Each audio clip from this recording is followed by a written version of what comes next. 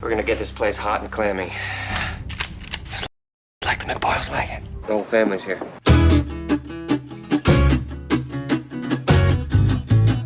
How many? What is that a jar of? What is that a jar of, dude? What is that? Whoa, Jesus! Hey, man. We cannot have the McPoyle brothers in here creeping everybody out, bro. They bang each other. Yeah. Margaret, what are you doing here? Is that like a sexual thing? All right, let's do this. She's still expecting a call. That's not gonna happen, so just move past it, all right? You will call her! How many can there possibly be? Oh, good to see her again. Good. And she doesn't know what I'm saying, right? Okay. What is that, a fight? Where's your brother, dude? We just stepped out of the shower. He'll be down in a minute. All right, listen, you guys can't go. Did you just say we? Hello, Charlie. Hello, Ryan. You think I'm bluffing? You think I'm bluffing? I think you're bluffing. Then bluff this! Ryan, stab somebody!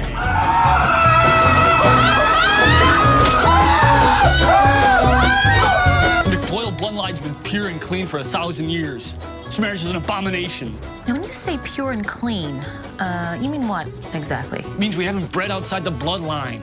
For 1,000 years? Yeah. That makes a lot of sense.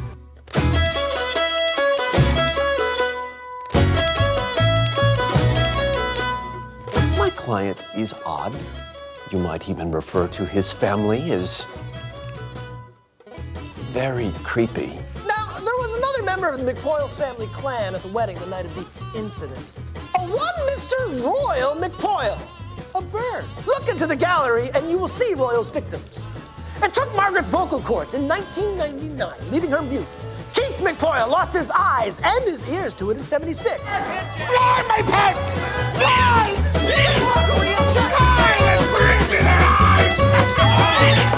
Later, bitches. Oh shit, I'm gonna be sick. Go, do it. Oh, feel it. Let it out. Let's just get out of here. Don't flush.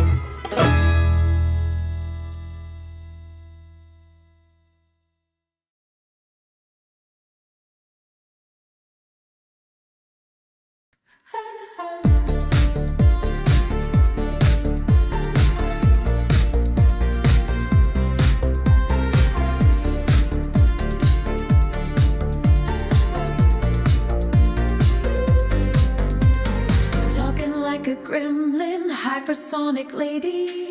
Out of Iran, out of Iran. Walls are coming down, beat it to Candace Owens. Too much Iran, too much Iran.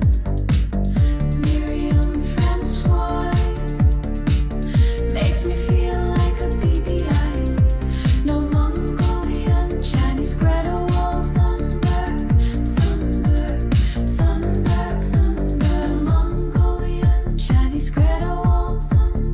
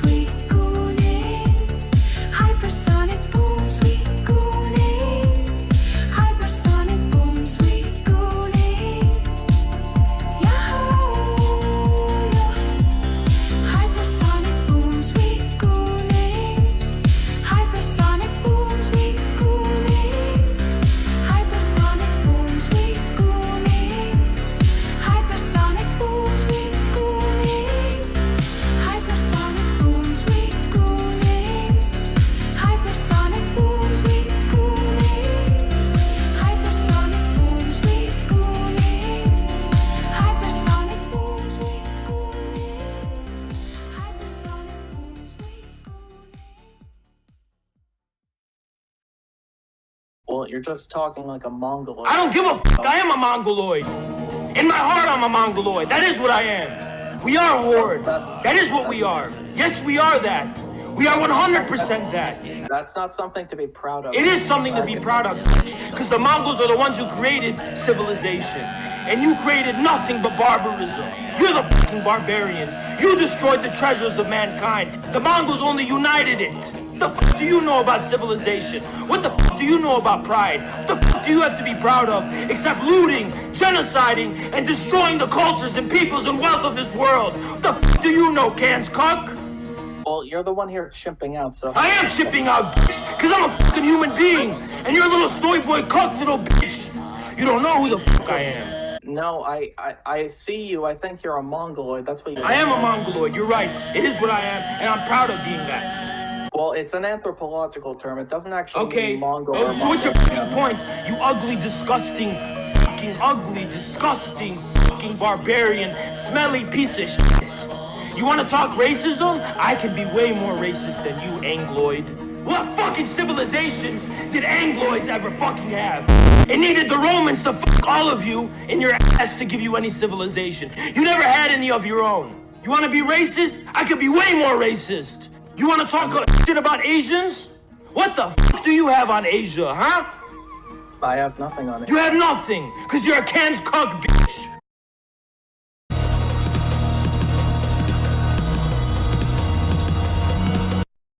I think Israel has unique issues. Here's the one piece of advice I'll give you.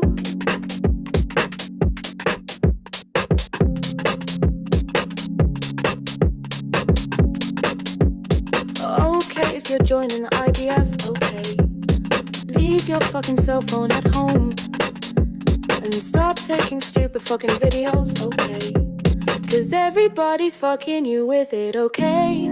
And if you see a soldier, okay, going through a fucking drawer and listen, if you wanna fucking wear a dress and you think it's funny, just don't fucking take a fucking video picture of it, okay? Jesus, okay, yeah, okay.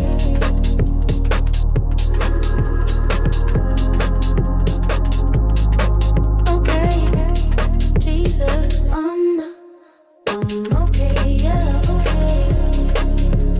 And if you see a soldier, okay, going through a fucking drawer and listen, if you wanna fucking wear a dress and you think it's funny, just don't fucking take a fucking video picture of it, okay?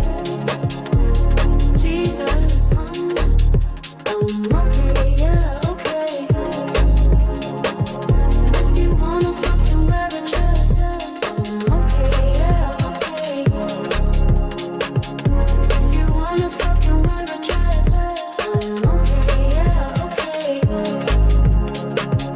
If you wanna fucking wear a dress, okay, yeah, okay. Stupid fucking videos, okay? Because everybody's fucking you with them, okay? And if you see a soldier, okay, going through a fucking drawer, and listen, if you want to fucking wear a dress and you think it's funny.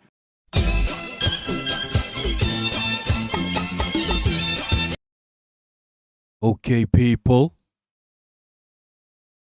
Back again with another one bong kakat. Dreams. What's good, people? Let's see who's up right now. What's good, Toivo Pretty Miyaki?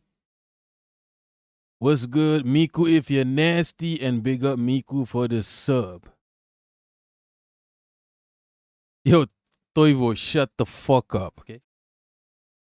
YouTube is more of a Zio platform than Twitch. And you're on YouTube. That's a L. What's good, Cosmic Cat? And what's good, Chloe? So it's just gonna be 5 of us.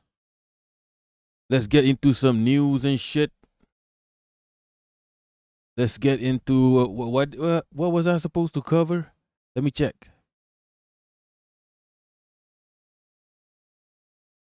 Iran talks, Indonesia, yeah. That's crazy. The Indonesia shit is crazy. But Singapore is already a US base. Indonesia want to give the airspace to US. That means that's crazy. That's crazy. That means we're under pressure now, my country. Okay, the Straits of Malacca is probably more important than the Straits of Hormuz. I think it's more vital. AOC is a liar. Let's start with AOC. Start with AOC, right? What's good, inshallah? Can't say pig Israel on. Yeah, YouTube is a minefield. Like, be real. Should we start with AOC? Nah, let's start with Iran. Fuck it. Dr. Mohammed Marandi, Professor Marandi.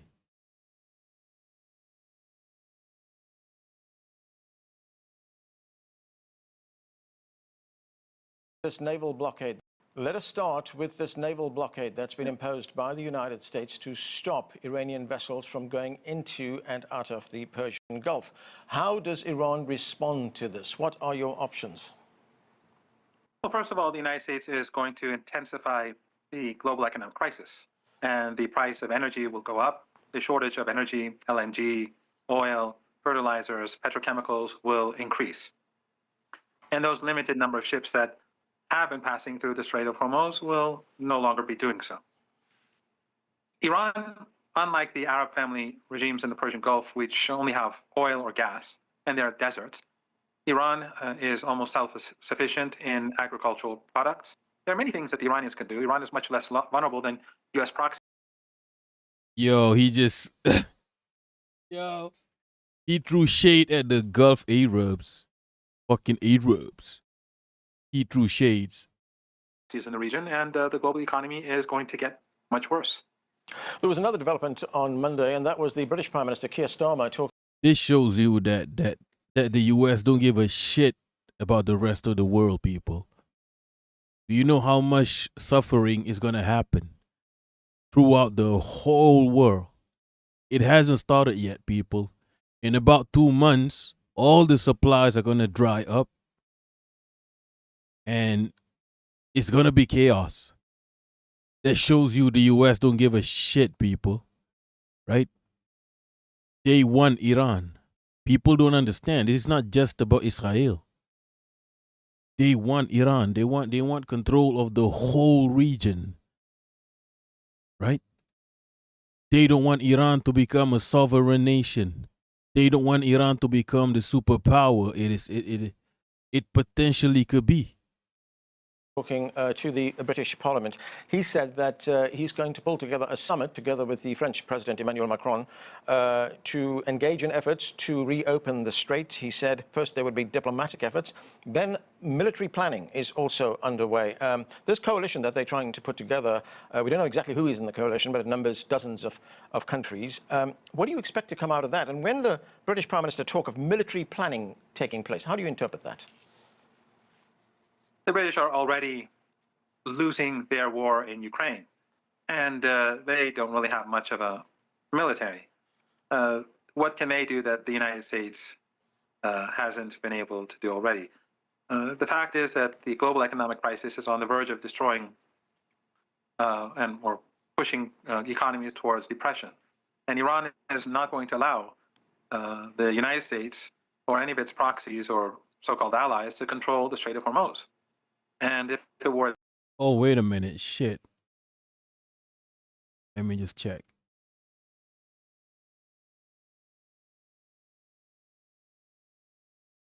Oh, it's okay. What's good, Cosmic Cat?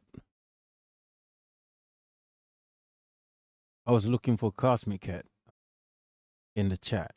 Yo, I'm glad Iran is not, pushovers when it comes to the discussion, right? The negotiations. I'm glad Iran are not pushovers, and that's what we've been caught on camera, hoping that Iran will not budge, okay? With the 10, what do you call them? 10 demands, I guess. 10 point. The 10 points. Iran, I heard the US wants Iran to stop enriching uranium for about, I think it was about 5 months. Iran wants 2 months. And the US said 5 months. Iran said nah. No, Iran wanted 1 month, I think. So I'm glad Iran is not pushovers. Right? They're not letting the US bully them.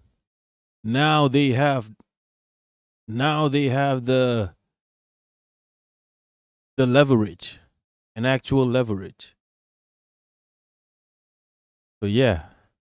And now you can see that Iran can't be bullied because Iran can make missiles at like what, 100 times the capacity that you can make interceptors. And those interceptors are like 10 times more expensive than maybe more than 10 times more expensive.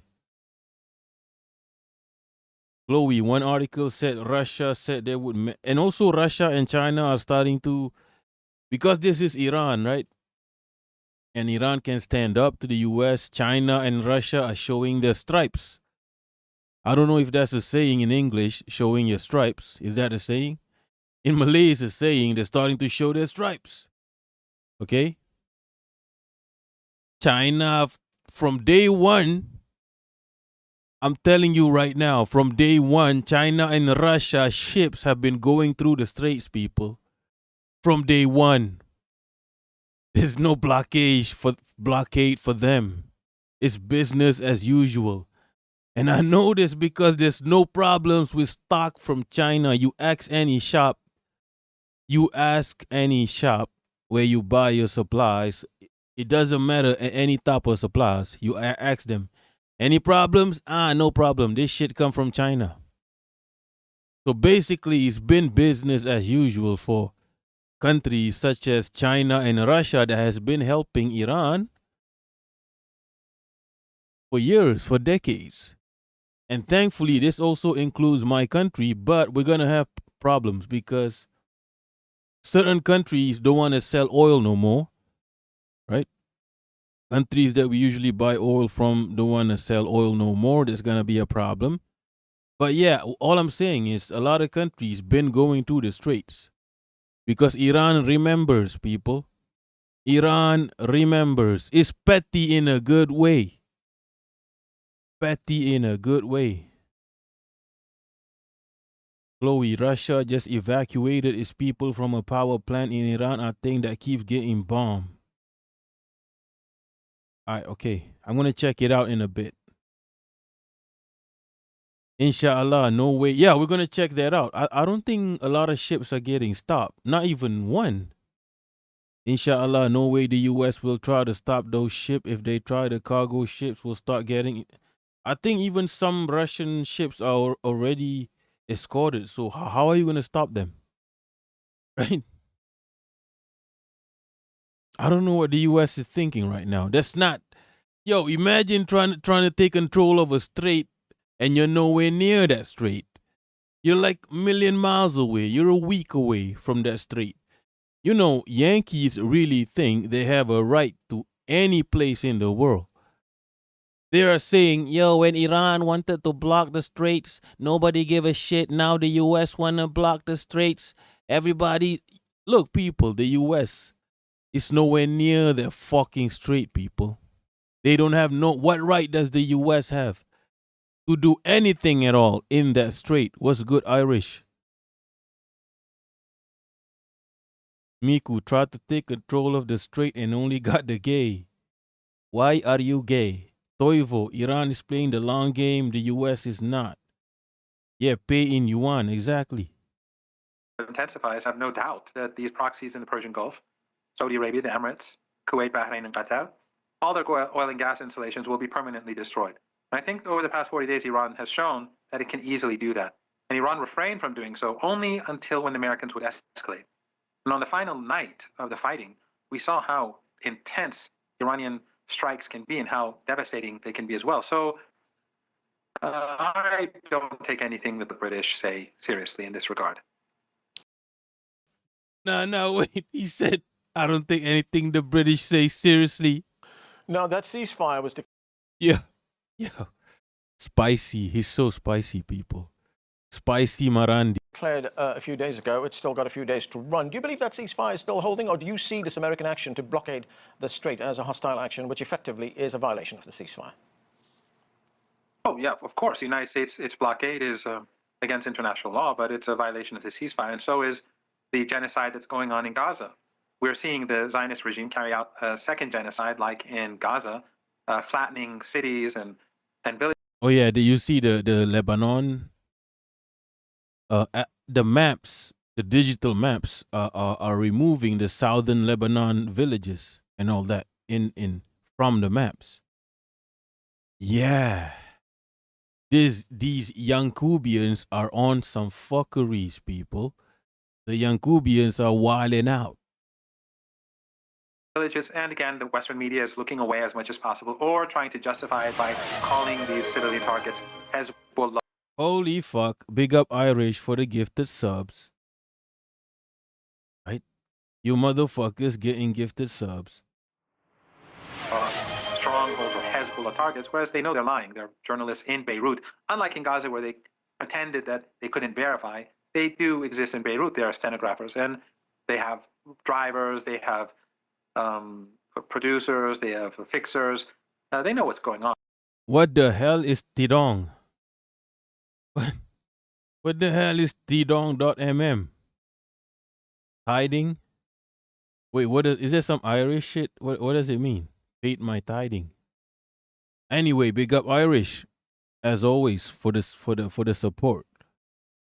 Apple Maps, yeah, even Google Maps, I think. They started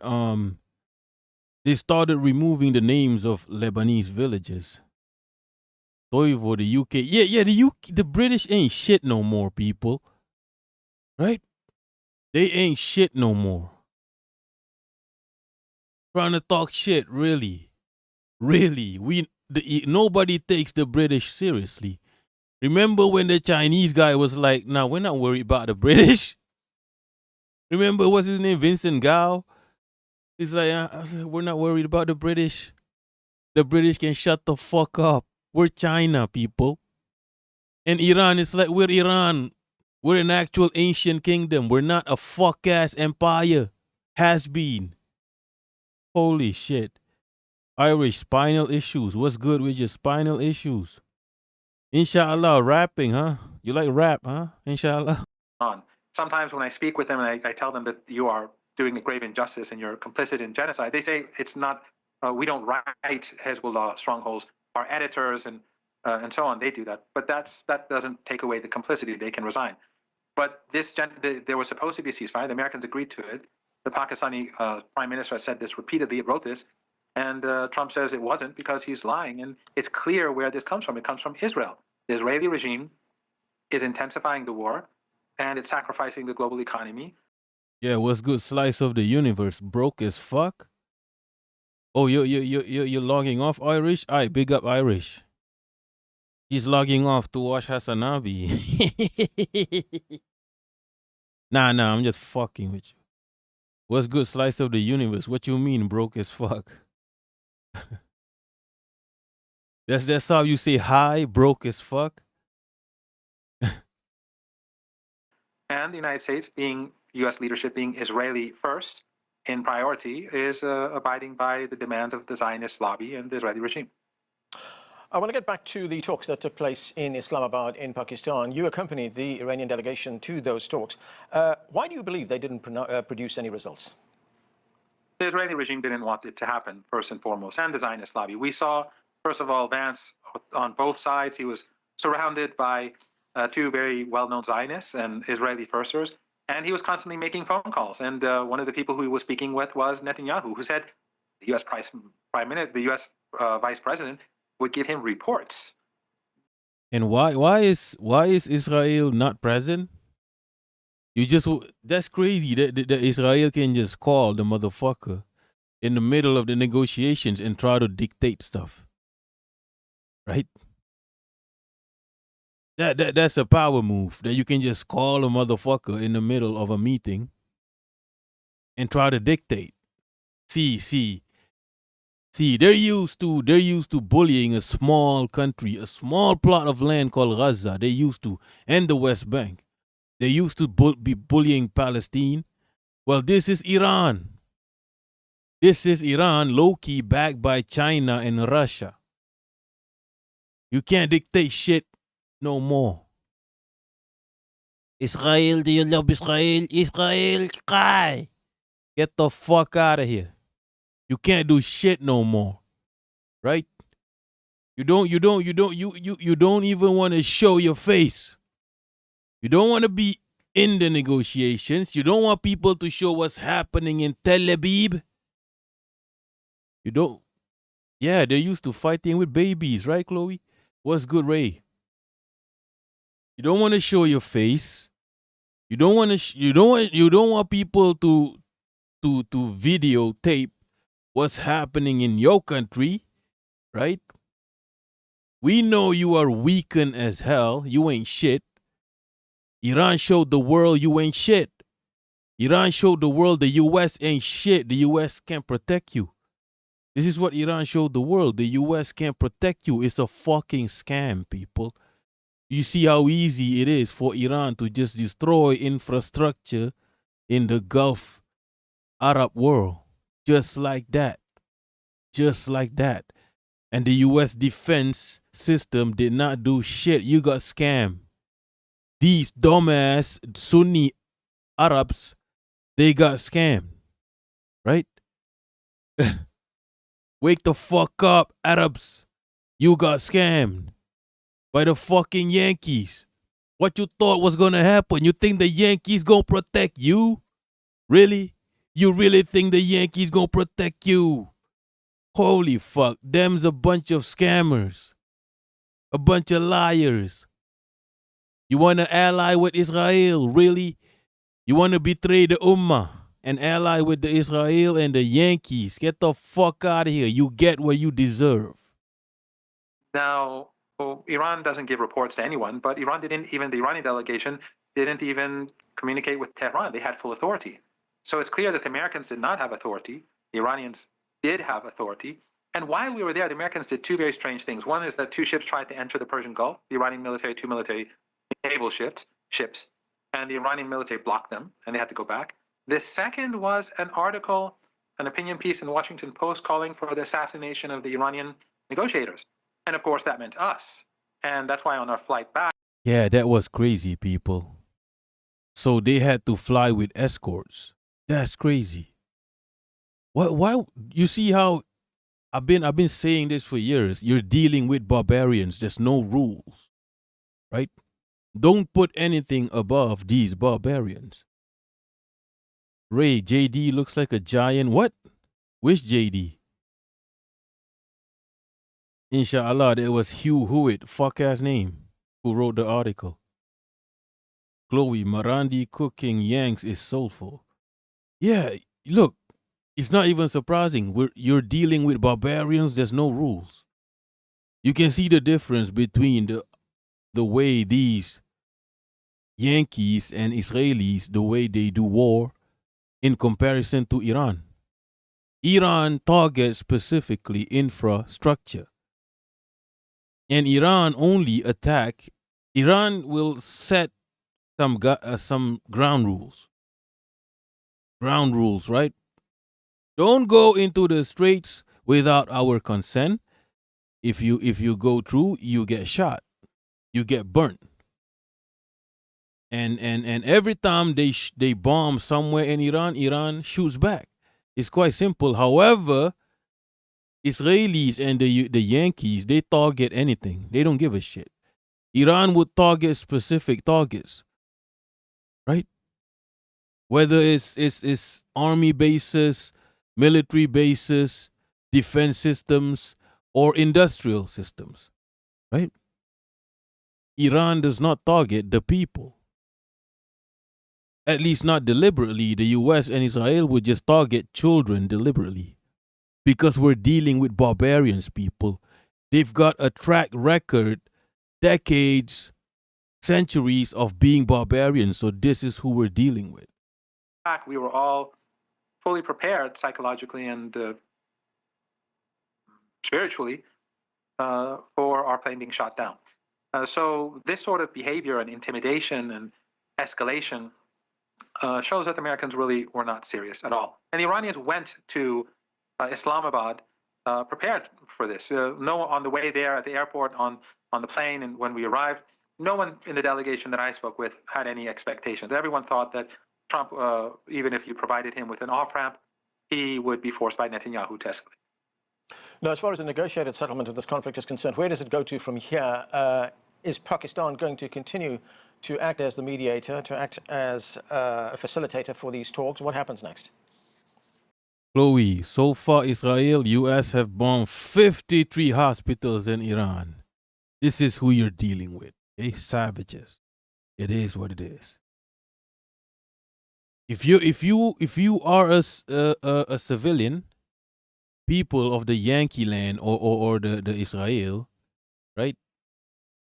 This is who you are ruled by. Bunch of fucking barbarians. You better wake the fuck up. I would advise the citizens of Yankee land and Israel to just relax, okay? To just you can't bring down your government. You'll never be able to do that. I would advise you to just relax, stay at home, don't waste resources. However, send money to the people that can fight the empire. Right? Whoever you know right now that has the capacity, I don't want to say it, I don't want to say the names, who has the capacity to fight the empire, the Rebel Alliance, send money to the Rebel Alliance. You don't do some fuck shit like waving dildos, being frog costumes. That's weird as hell. That's just gonna piss everyone off. Don't waste resources being a fuck ass. Right? There's no point. It's pointless and you waste resources. Resources are priceless right now. Right? And you motherfuckers are wasting resources doing music festivals and shit. I say lay low. Lay low, send money to the Rebel Alliance. That's all you gotta do. Yep. Toivo, Pakistan. Look, Pakistan got regime change. It is what it is. Okay. The problem is not the country, whether it was Oman or Pakistan. The problem is Trump and the United States. Who is running the country? Is he in charge or is Netanyahu in charge? Do they have something on him? We don't understand and we don't know. But yes, that's true. We don't know who's in charge. We really don't. I know Trumpito, bro, I don't know why people think Trumpito is in charge of anything at all and they direct all their anger to the orange man, right? He's not in charge. You don't even know who's in charge. He's doing what they tell him to do. They tell him this is what's going to happen. You make sure the people are down with it. That's the job of a president, el presidente. The job of a president is to market this shit to you. Do you understand what's going on? Yeah. I don't get why people think this asshole is actually in charge of stuff. Do you think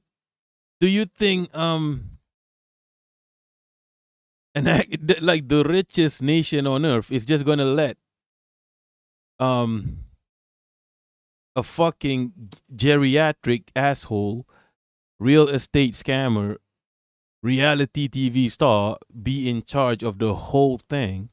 Which is why it befuddles me, it bemuses me when the Yankees, they go crazy over Trumpito, right? Nah, there's people who make decisions. The job of a politician is to sell that decision to the people. This is why whoever is the El Presidente of the U.S., nothing changes. The U.S. will keep doing whatever they want to do. Iran has been, yo, do you people at least, watch YouTube videos about history? Iran has been bullied by the U.S. for decades. This is not a party decision, right? To try to take control of Iran is not a party decision. It's a country decision. Every politician that gets elected, their jobs is to sell it.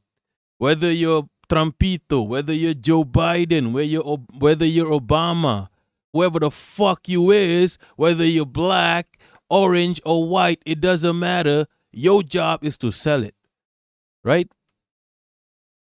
That's why people get disappointed when Obama was appointed and they thought there was going to be change.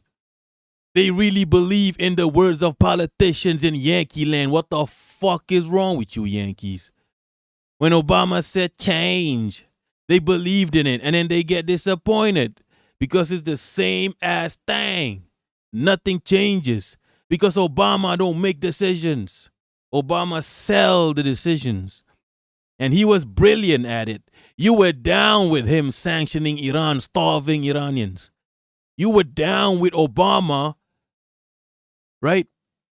Putting Iranians into a position of poverty. You were down with that, with him killing Iranians slowly because he sold it to you, right? That's the job of the president, to sell the decision to you.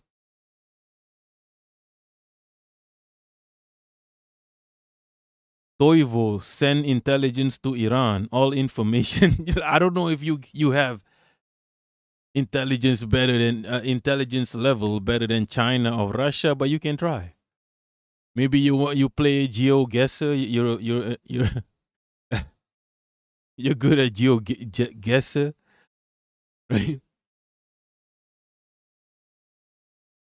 People make decisions. Yankee land make decisions. The president sells it.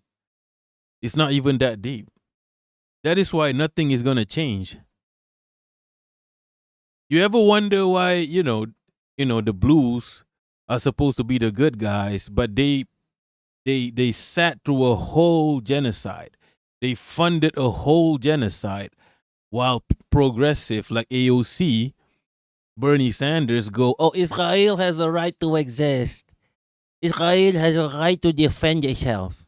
Do you ever wonder why? Right? That's their job, to sell it to you. And then they LARP as progressives to sell this genocides upon sanctions, right? To sell the empire to wannabe progressives, wannabe leftists. They sell it to you. They LARP as one of you. That's how they do this shit. It's so obvious from outside Yankee land, and yet Yankee land can't see it. Be real. They don't see it. They can't see through the LARP. Like, really? Remember before Iran, people, please. I have a very bad memory, and yet I can remember. Remember before Iran, everybody doing the same talking point. Everybody. Everybody in Yankee land doing the same talking point. Whether you're a right-winger, leftist, far left, center right, right? None of it exists. It's all an illusion, hallucinations. Yankee land mass psychosis.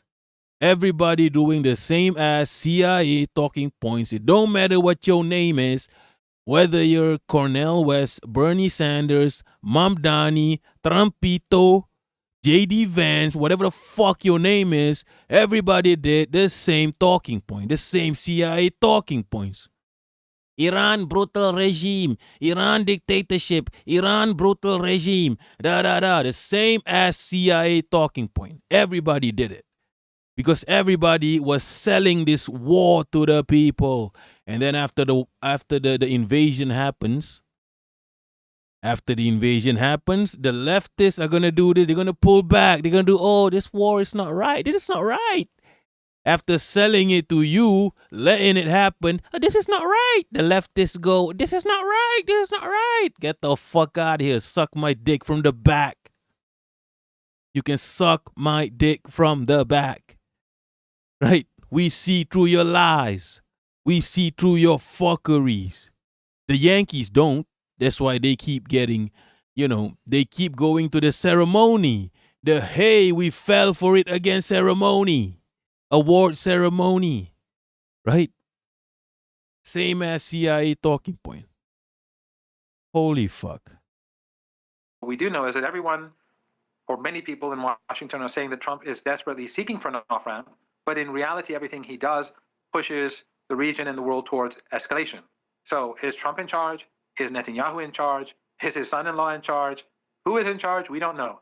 But what is coming out of Washington is policies that are not in the interest of the American people or in the interest of anyone in the world, but rather in the interest of Zionism and the Israeli regime. And it's quite interesting that, for example, India, which has always, under Modi, had a very close relationship with Netanyahu and the Israeli regime, by creating this global economic crisis, they're hurting in countries like India too. Now, you pointed out that the Iranians view this naval blockade as a violation of the ceasefire, but could it escalate even further? How great is the risk that there could be a resumption of bombing by the Americans and by the Israelis in the next days? Iran is preparing day and night, very swiftly. And just as Iran defeated this massive coalition against it, which included proxies in the Persian Gulf, the Israeli regime, and of course the United States, the Iranians are confident that they will ultimately force the United States to face a strategic defeat. And for Iran, this is a war of, it's an existential war. So, you are being... Okay. Yeah, he said it. For Iran, this is an existential war. So that means Iran is going to throw everything. Iran is going to throw everything at it. Yeah, so you better back the fuck up. And I can't believe we're under a ceasefire. We know Israel is still bombing Lebanon. We know the U.S. is still doing fuckeries. You can't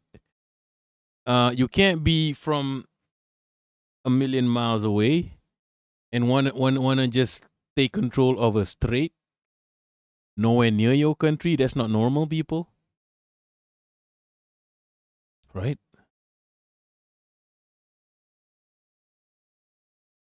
Yeah.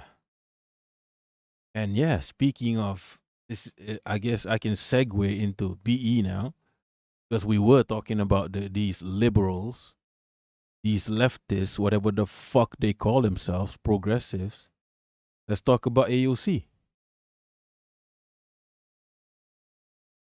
So, you are being psyoped. I use that in the most literal sense possible to mean psychological operation, because there is like strategy being carried out.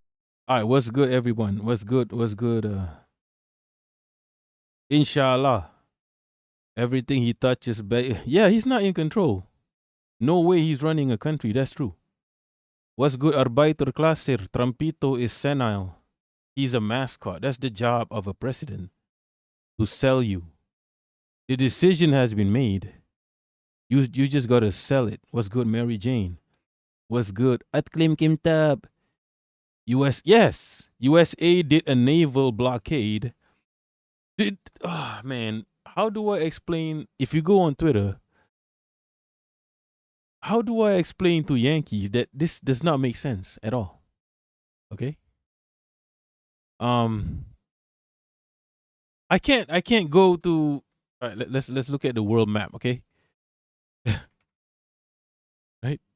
I can't just go, my country can't just go to the North Pacific Ocean and just say, hey, you can't go through here. We're going to bomb anyone who goes through here. I can't just do that. I'm nowhere near that ocean. You see, right, let me show you the map of the world. Do you see how ridiculous this is? Right? Just to show, yeah, do you see where the US is and where the Straits of Hormuz is? Right? It's over here, right? I don't think you can see my mouse here, but if you see Qatar, if you see Iran, that's the Strait of Hormuz. You're nowhere near the Straits of Hormuz. You can't just say, oh, we're in charge of this now. You see how this makes no sense, right? Iran is literally on the Straits of Hormuz. Okay? The same way my country is in charge of the Straits of Malacca. Actually, it's my country, Indonesia, and Singapore. Right? You can't just say, oh, now we're in charge of the straits. You're nowhere near any of these straits, people. Yankees. Do you see how this makes no sense? You can't just do this. And yet Yankees think they have a right to everywhere because they have 800 military bases around the world. They have the right to the world. That by itself does not make sense. Right? That by itself does not make sense. All right, back to AOC. Speaking of Yankees, I will get to talking about Singapore, Indonesia, and Malaysia because, yeah, it's going to get crazy for my country. Because the U.S. is trying to take control of the Straits of Malacca, which, you know what, it's always been, these waters, basically our bully is China, okay? In these waters, our bully is China, but China, the best they can do to you is they'll spray water at you. I don't know. China are not the best bullies. They're not the most violent bullies. But yeah, the U.S. is trying to take control of these waters near me. And they struck a deal with Indonesia. We'll talk about that later. Out right now by the liberal imperialist wing of the Democratic Party and others. Their goal here is to make it look like they are opposing the USA backing the Israeli military when they actually are not, to fool gullible people or people who just aren't paying much attention, who don't really understand the intricacies of what's going on, and to give their supporters a means in which to pretend that they're doing something that is blocking arms transfers from the US to Israel that they actually are not. And the thing about this is that this PSYOP, I know I'm using the term incorrectly, but I can't think of a better term for this. It's literally a psychological operation. Like, what else would you call it? It comes directly from Benjamin Netanyahu. I'm not kidding you. So this PSYOP began with a post on April 1st. United States Congresswoman Alexandria Ocasio-Cortez. She said, the Israeli government is well able to fund the Iron Dome system, which has proven critical to keep innocent civilians safe from rocket attacks and bombardment. Consistent with my voting record to date, yeah, that was the funniest shit ever. that was the funniest shit ever. It sounded like she was gonna teach the Israel a lesson, right? Right?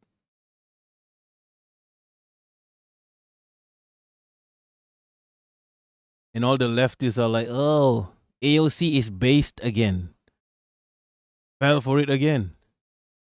And then she just said, oh, they can fund the Iron Dome. It's not about, holy shit, how do you miss the point completely? How the fuck do you miss the point completely, AOC? These fucking Yankee progressive. How do you miss the point entirely?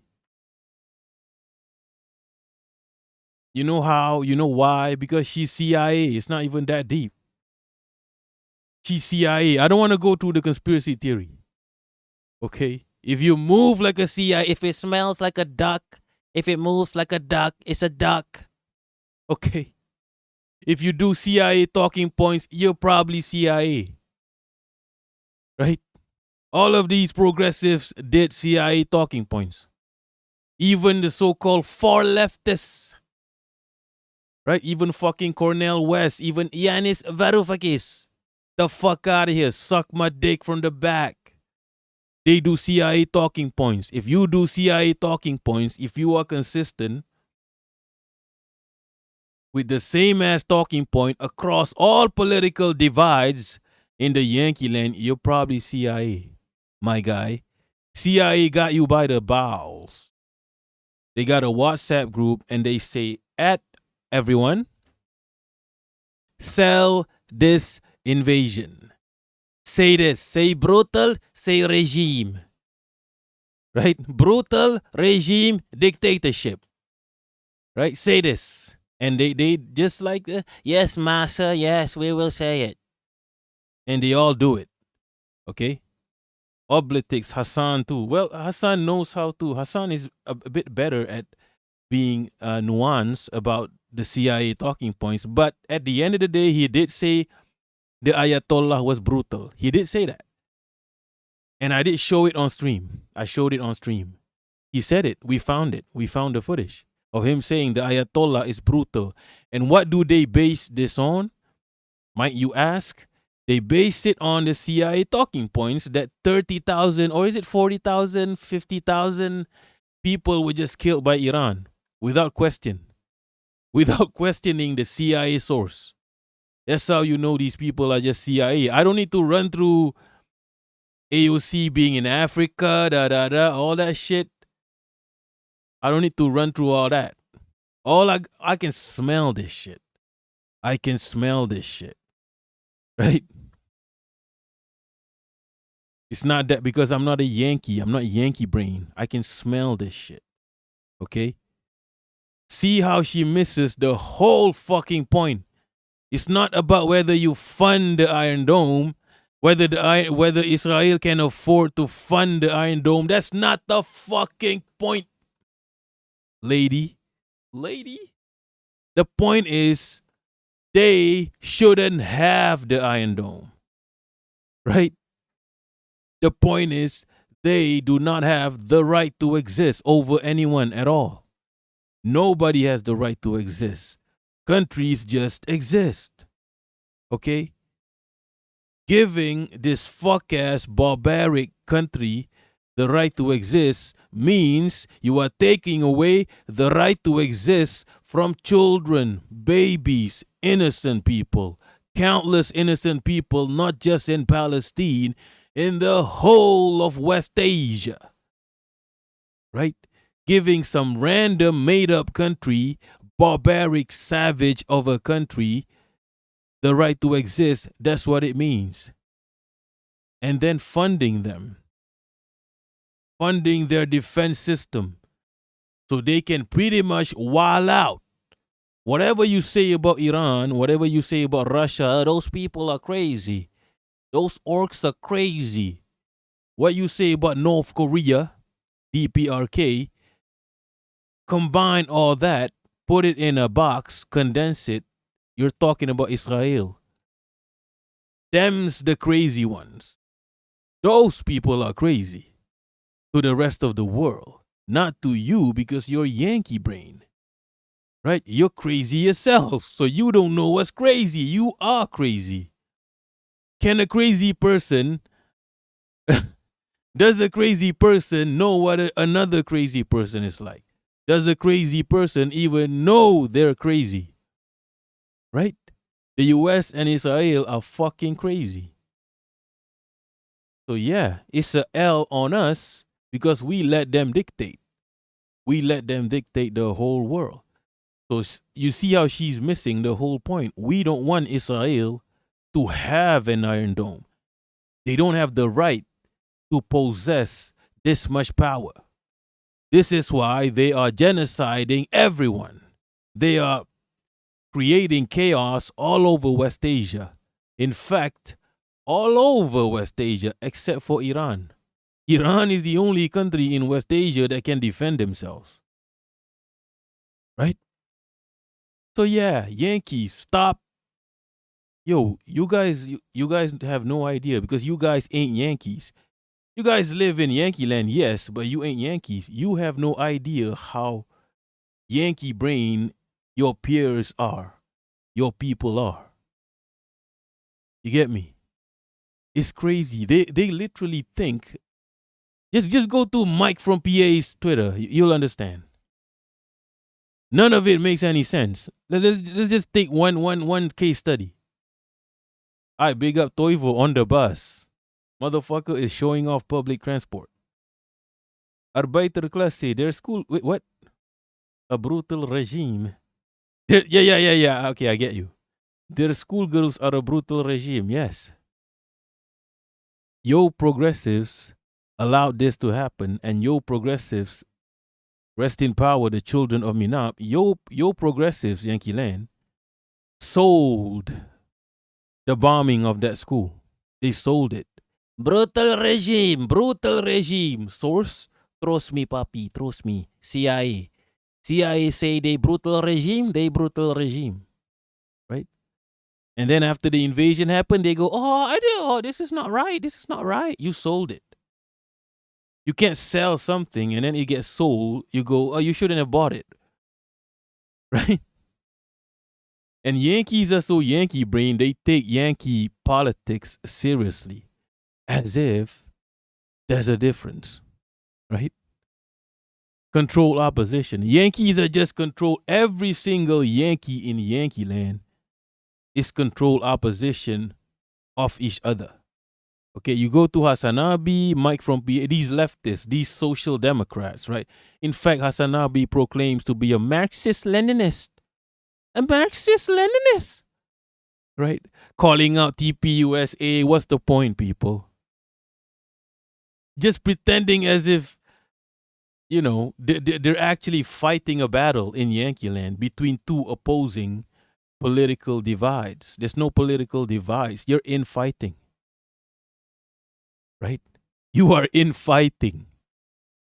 When Yankees fight each other politically, you are infighting. Mike from PA goes, she's running. PA mentioned. They take this shit seriously, people. They take the pantomime seriously. And you can't say shit to them. When you point it out, they go, no, what's wrong with you? What's wrong with you? Right? Voting can change. Voting will create a revolution in the USA. You don't understand. Voting is direct action. When we vote, it's not much different from Ansar Allah. When we are voting, we are going, Allahu Akbar. We are fighting jihad against the... Holy shit, people. They think they're doing a thing. They really think that every single one of these Yankees, all of you in chat excluded, by the way, they think they're doing a thing, people. They take this shit seriously. Right? They take the pantomime seriously. They really believe in this shit. They really believe in this. They are two political divides actually opposing each other. You are all Yankees in one bubble. You are all Yankees. This is infighting. This means nothing to the rest of us. Right?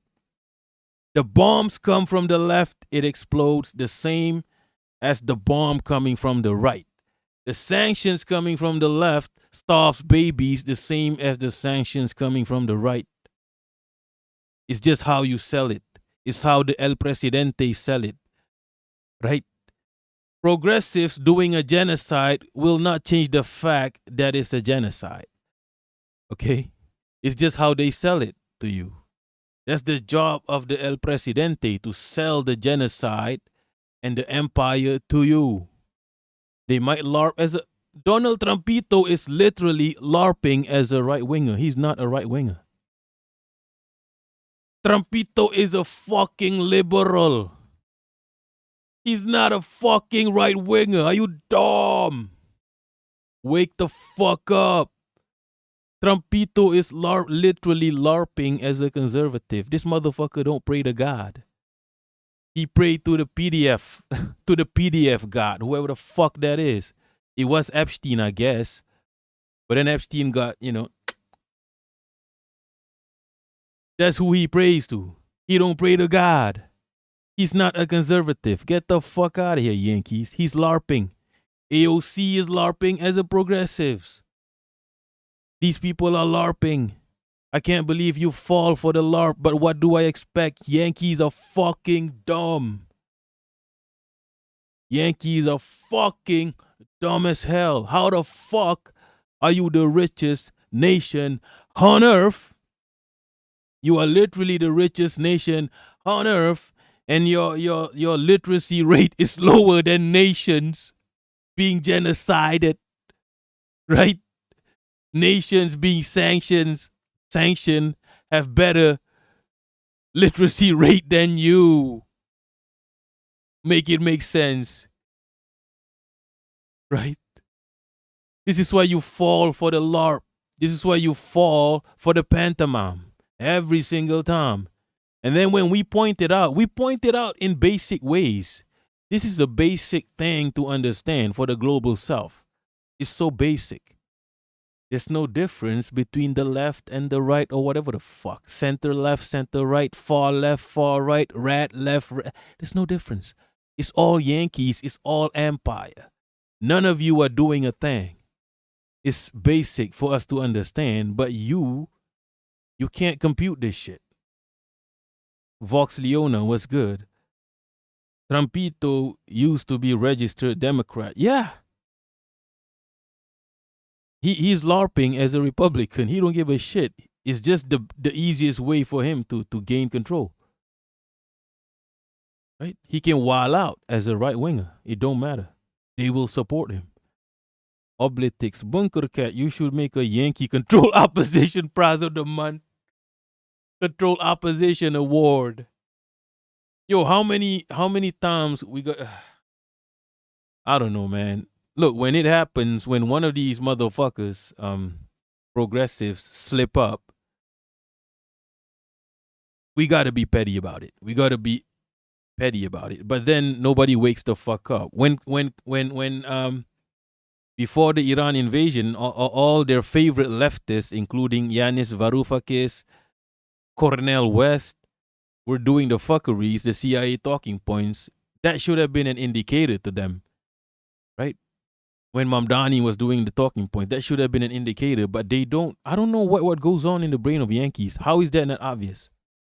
How is that not obvious? Vox Leona, I always get immediately invested in the conversation and forget to say hello. There's no need. Just go straight to the plowing, okay? No need for foreplay. I will not support Congress sending more taxpayer dollars and military aid to a government that consistently violates and ignores international law and US law. Netanyahu's allies in the Knesset just approved a $45 billion defense budget, and the Prime Minister himself also asserted his interest in withdrawing from the MOU with the United States in January. It is fully within their ability to fund Iron Dome and other defensive systems. Our allies who need our military aid must understand that we will provide it consistently with the Leahy Amendment and the Foreign Assistance Act. She's throbbing in like, you know, check out these laws that we have that have never been implemented ever, that are just there for show to make it look like our imperialism is actually benevolent and humanitarian. Always thrown at the end. But you might notice there that she herself acknowledged that Benjamin Netanyahu himself has already said that he has expressed his interest in withdrawing from the Memorandum of Understanding with the US, which is where the big aid agreement, the $3.8 billion a year in military aid from the US to Israel, comes from. So she's acknowledging right here, Benjamin Netanyahu is already saying that he wants to do specifically what she's saying she wants to do here. So this is being framed as like an arms embargo, like she's coming out against arms transfers to Israel here, when in her own post on this, she acknowledges that even Netanyahu agrees with her here. As I said, this is not at all an arms embargo. What it is Israel can pay for the arms itself. We're not going to stop them sending the arms. Because the thing is, American military aid to Israel, aside from recently during the Gaza genocide, when they authorized a couple of like extraordinary aid packages, American military aid to Israel is rather minuscule. Well, it's not minuscule. It's $3.8 billion, but it's like 10% of their overall defense budget. They can manage without that, okay? So AOC here is trying to find a way to make it look like she opposes the US providing arms to Israel without actually doing so. And the line that they have gone with is that, conveniently, Benjamin Netanyahu himself has said they already want to stop accepting American military aid. So we're going to jump on that and start saying the same thing, except from the supposed anti-Israel left, in order to deceive people into thinking that we are actually against arms transfers to Israel in general. In order to deceive people into thinking that we are way more radical on Israel-Palestine than we actually are, because obviously agreeing with Benjamin Netanyahu's new policy shift is not radical at all.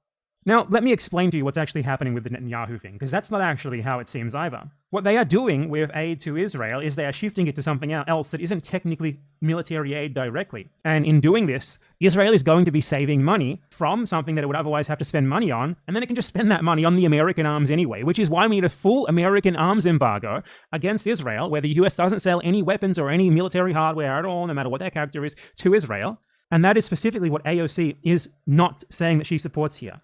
Here is an article from the IMEU think tank where they talk about this. So Netanyahu obviously is the one who first said that he wants to change Israel's relationship with the US to move away from Israel receiving so much direct aid for military hardware. But the discussions that are going on surrounding this, as is noted here, show that it's clearly a red herring, even taken at face value, because, obviously Benjamin Netanyahu is going to have some ulterior fucking motive for wanting to do this. He's Benjamin Netanyahu.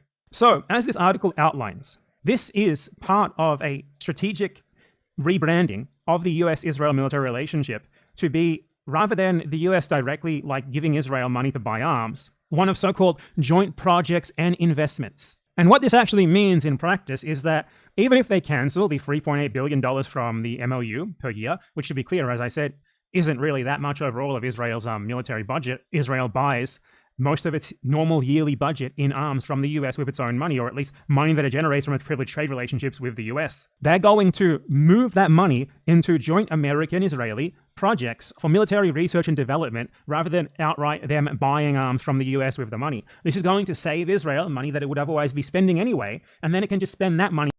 So yeah, at the end of the day, the US is always gonna need Israel, right, to exert control on West Asia. Okay? So yeah, the job of the progressives is, how do you sell this to the progressives, the leftists? How do you sell this? That's their job. That's exactly, if you go out in the Yankee world, right? And you observe, that's what they're doing. The fuckery is going to happen anyway. Your job is to sell it. How do you sell it to the leftists? How do you sell this to Hasanabi, Mike from PA, uninformed leftists, all these Yankee, uninformed leftists is probably not a Yankee. My bad. How do you sell this to the Majority Report, right? How do you sell it to them? Right? How do you sell killing a baby to the leftists? There has to be a way. So this is what the AOCs, the Bernie Sanders, whoever the fuck else, that's what they got to figure out. What makes the leftists tick? How do I manipulate these leftists? That's their job, how to sell it. The fuckeries is going to happen, people. As long as Israel can be counted on to control West Asia, the US is always going to need Israel. Okay? They need each other. Right? The US empire is not a nicey small b. No. The US empire is the big bad. Okay? It's not Israel who's the big bad. If Israel controls you, that's on you. That's your problem, not mine. So this is how they go, this is how they sell it to you, I guess. We'll see how they sell it to you. Right? They can sell a fucking war criminal to you. You saw it happening with Plataner. You saw it happening. You see the disconnect between the rest of the world and Yankees with the Plataner situation. You see the disconnect. They can sell war crimes to you, a war criminal to you, to these Yankee leftists. They know a way. They know how to sell it to you. The right-wingers will sell it to the right-wingers. In fact, right now, I can see the right-wingers are not buying it. The right-wingers are not buying it more than the progressive. The progressives are actually buying it, buying the scam more than right-wing. They kill the fucking right-winger, people. They fucking Charlie Kirk. Right? They carried the flame. So even right-wingers are not buying this more than the fucking leftists. That's crazy. But that's the job of everyone in Yankee land. Whether you're a centrist, a right-winger, a leftist, your job is to sell it to your crowd. Okay? Anybody that goes out of line could get, you get me? You get me? Some people are kind of safe because they have connections. Tucker Carlson literally has CIA connections. So it seems like he can say whatever the fuck he wants.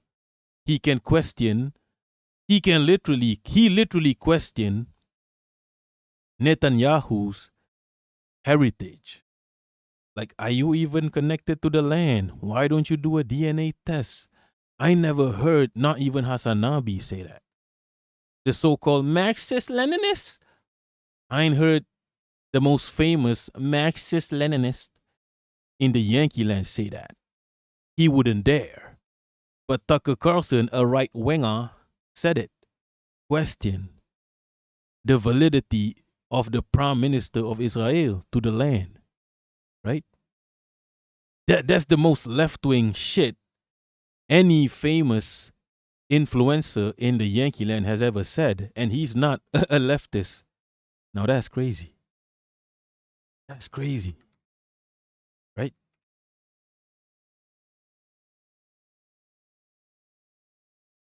All right, okay, let's continue with the video. Ray fucking hate this world. Inshallah, Tucker trying to save his soul. No, at the end of the day, here's the thing. At the end of the day, Tucker Carlson is doing what a right winger is supposed to do. He's a nationalist. He's protecting his country. His country is fuck ass. Yes, it's a fuck ass empire, but it is what it is. That's your job as a conservative, to conserve the fuckeries. At the end of the day, he's not woke. None of these Yankees are woke, right? Inshallah. They're all fucking idiots. Fucking NPCs. Inshallah, yeah, his country is gonna burn. Look, I hope. Oblitics, the most awake person in US politics, Dan Bilzerian. I'm sorry, nobody gives a shit about Dan anymore. He's kind of irrelevant, like I'll be real. Cosmic Cat, woke packaging next. Maybe trans, what trans Trump next? Yeah, Trumpito is he's not selling it well. So it usually happens. This is what happens, right? When the Republican is starting to veer off, that's when you change back to the Democrat, and then the Democrat will sell it a bit better. The Democrat will sell it a bit better. The Democrat starts killing people. It starts becoming a bit stale. And then you go back to the Democrats. You play the race card. You play the hate card. It's a smart, you know, it works. The cycle works.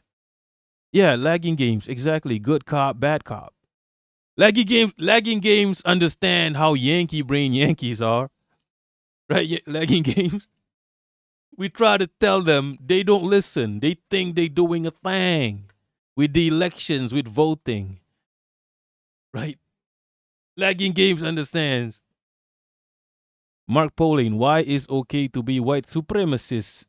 Look, Mark Pauline, it doesn't matter what you are in Yankee land. White supremacist, liberal, leftist, even communist, right? It doesn't matter. They're all the same. They're all playing the same game. They're pulling and pushing, pulling and pushing, pulling and pushing, right? They're playing you. Their job is to sell fuckeries. They're both playing. All of them are playing you. I can say this shit repeatedly every day. Look, I'm going to say this shit every day on my life. Okay? Because I'm not trying to change people. Let me make this clear. I can't change people. People change themselves. I don't give a fuck about people. I don't give a fuck about any of you. Right? I'm not trying to change. I can change him. I'm not Hassan Piquer. I'm not trying to change people. I'm not trying to change fucking XQC or whatever the fuck. Or Sneako.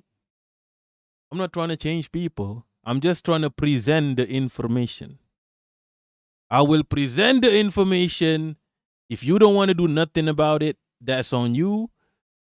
When the shit goes down, right? You can come to the ceremony. The award ceremony. Fell for it again award ceremony. It's bigger than the fucking Grammys, than the Academy Awards, the Oscars. Right? It's fine. We will present the information. You decide.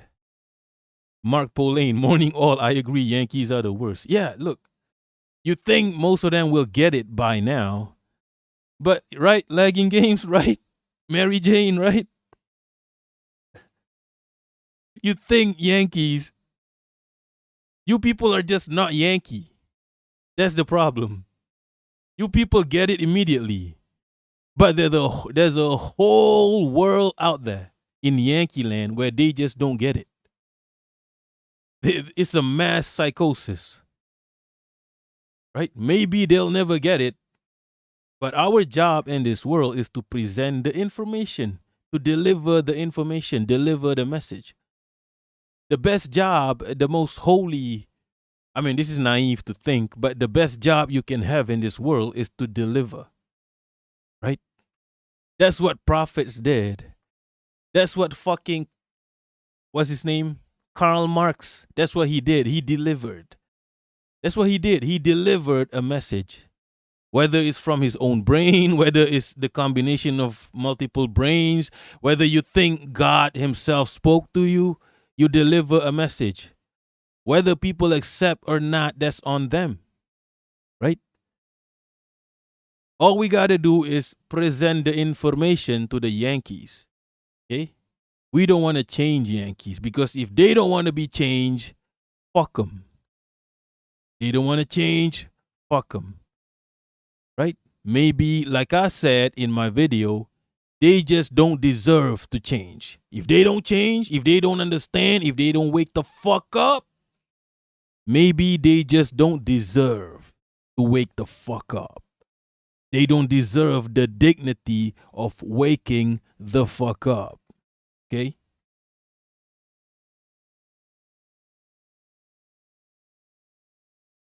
Right, let's continue with the video. Right? Yeah, I just need to take breaks in between. Priest of Hiroshima, I probably can't read this. This sounds racist.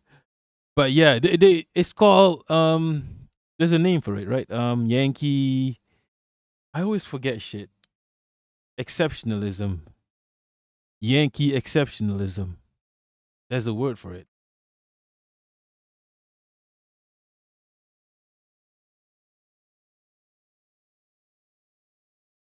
Mark Polane, my main enemies are the white colonizers that abuse. Look, we're the same here. My nana and my aunties, we're the same here. That's my main enemies. And if I go to the whole family tree of my main enemies, it boils down to the U.S. empire. The U.S. empire is the offspring of our enemy. Wait, who's your enemy again, Mark Pauline? Where you from again?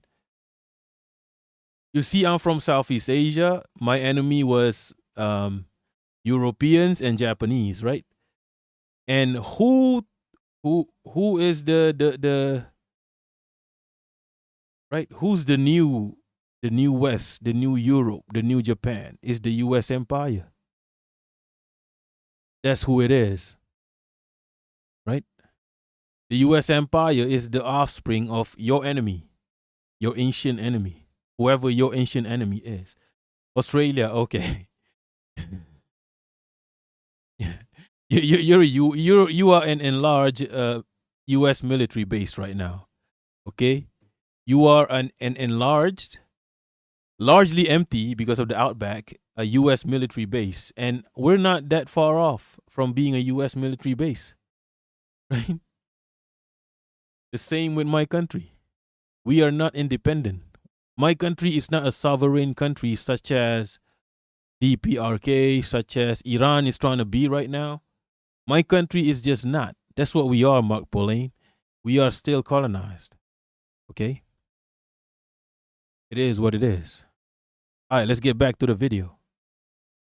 What's good? What the 3L3 test? Are you autistic? How do you enter a conversation such as? Such as on the arms from the US. This is obviously extremely deceptive. I've been talking about this for a very long time now, where there is this sort of acknowledgement in the American establishment, like the liberal imperialist side of the American establishment, the Democratic Party, that Israel is a toxic issue right now, and they need to make it look like they're doing something. Comunicado oficial. Comunicado oficial. Something, or at least like the supposed left wing of. What's good, 3L3S? Crazy name. Verbal stemming. such as. You see, I do trust. I know Bad Empanada has sometimes fuck ass opinions, but because he's outside Yankee land, he understands this shit way better than Yankees. Just by virtue of being outside Yankee land, even though he's in a fuck ass, he's in Argentina. Argentina is a wild country. It's a wild cracker ass country, but he understands. I know he understands shit when he was talking about S country, Singapore, right? And what he said was Singapore is not a real country. Malaysia should take over Singapore. That means he understands it. He understands this shit. 3L3, I'm a Yankee. Do you think I should get outside Yankee land? I'm in a wild cracker ass country. Look, my advice to Yankees is simple. Just lay low and send money to the Rebel Alliance. Don't waste resources because the world is gonna go through a shortage of resources. Don't be an asshole and just waste resources. Everybody gonna feel it, right? Just lay low and send money to the Rebel Alliance. The Rebel Alliance will do the job, will do the work. Right? This is how it works right now. I'm afraid this is how it works right now.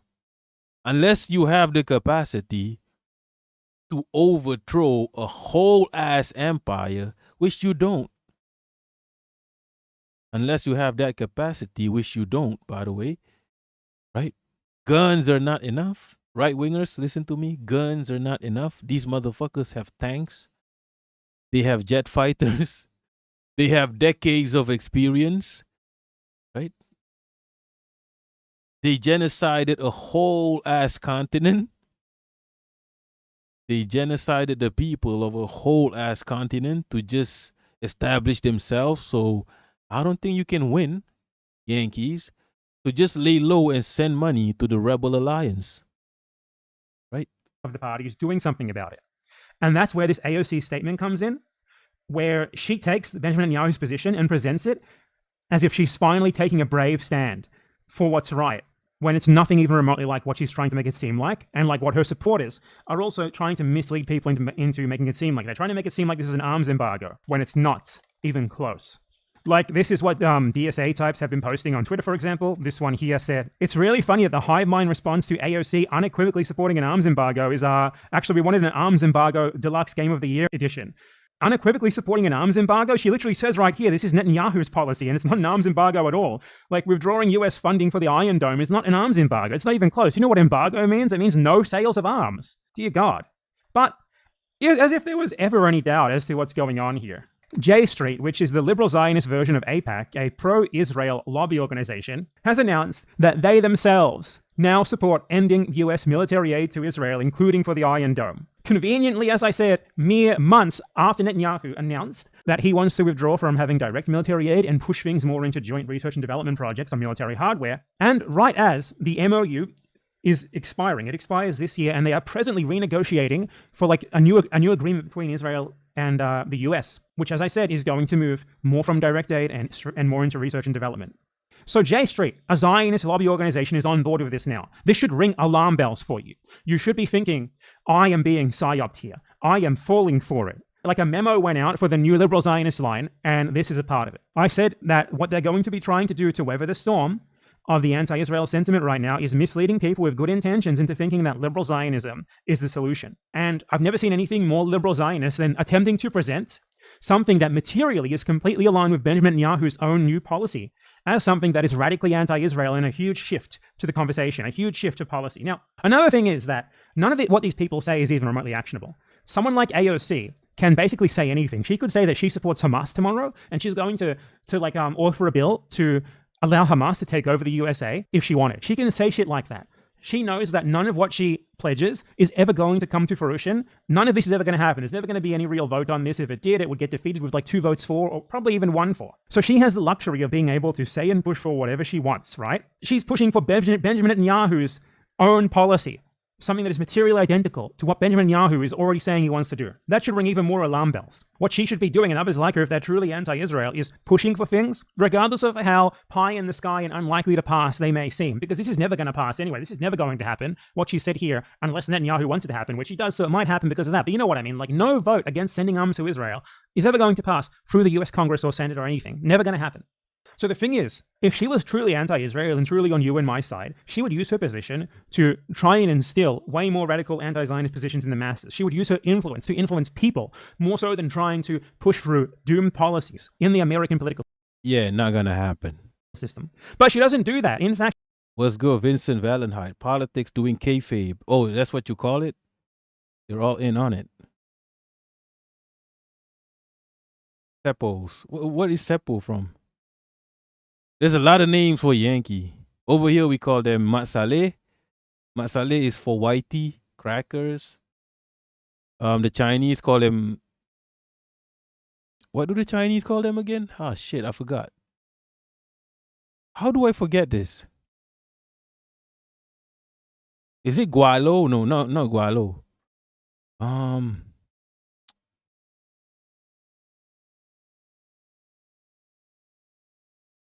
I was so happy. Look, Netanyahu dying won't change shit. It doesn't mean anything. There's like millions of Netanyahus. One Netanyahu dying won't change shit.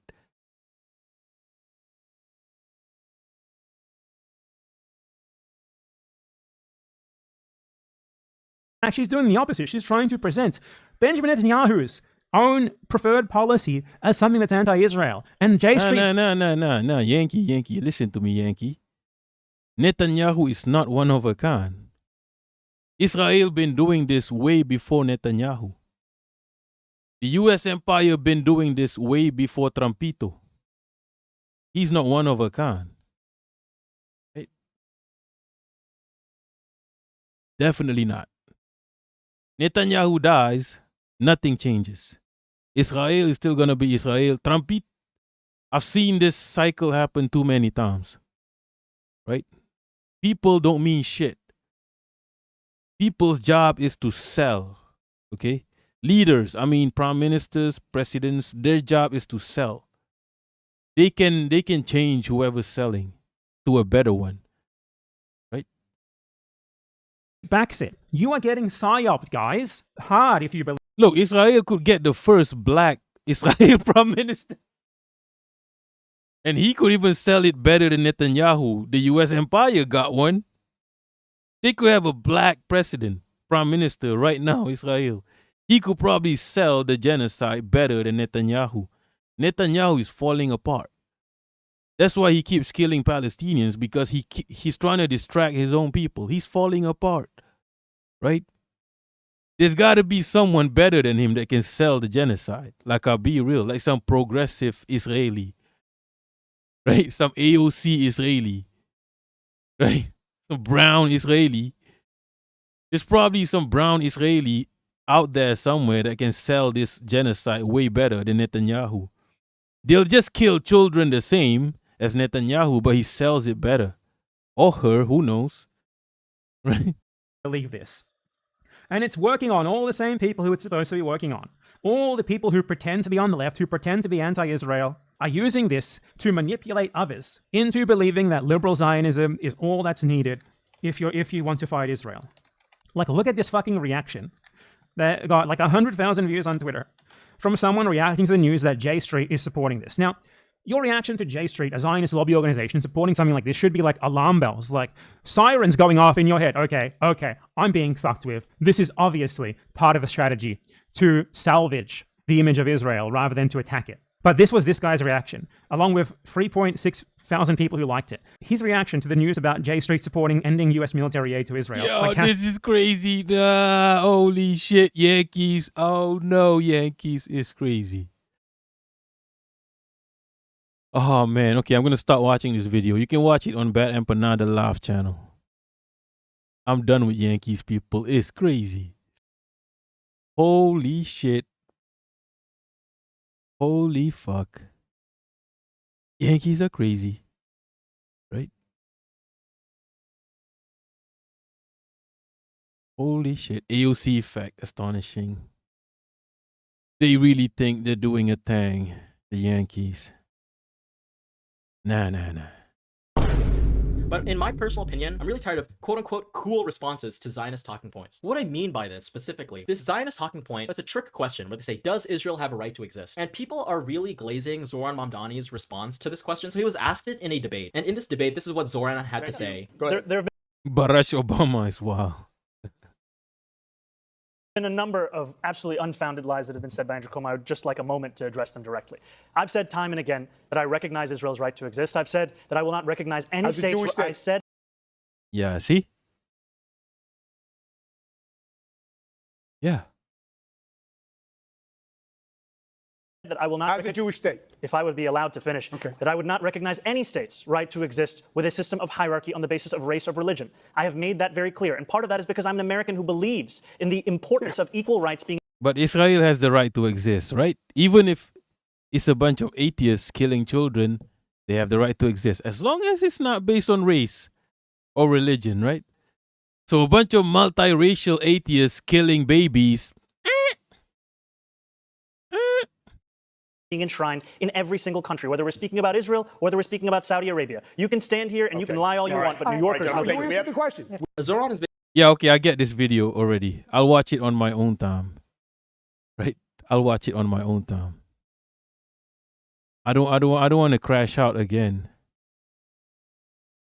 I don't want to crash out again. Yankees just befuddle me. Right?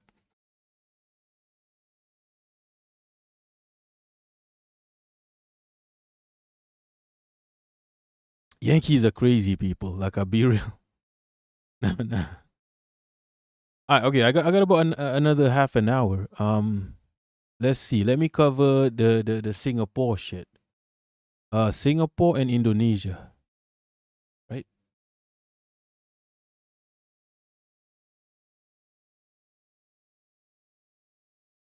Yeah, this is it. Holy shit. This makes a lot of sense. This makes a lot of sense. A lot of leftists are starting to act very America first. Anti-Zionism cannot be your only anti-imperial... Oh, shit. Ray, yeah, we're done for now for the crash out, okay? Let's just talk about stuff, right?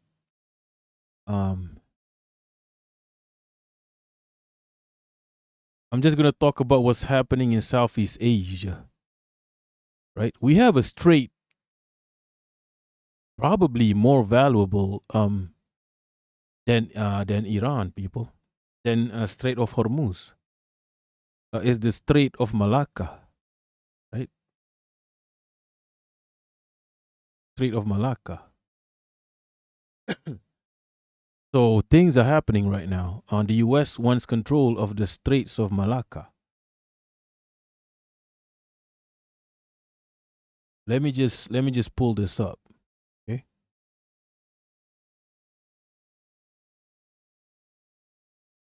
Let me see if I can find the Indonesia.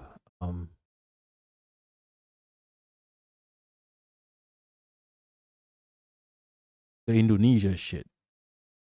Because if Indonesia allows the U.S.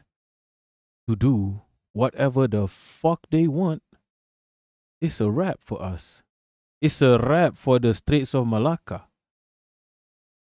And that's aggression against China. That's a form of aggression against China. I can't find the Indonesia shit.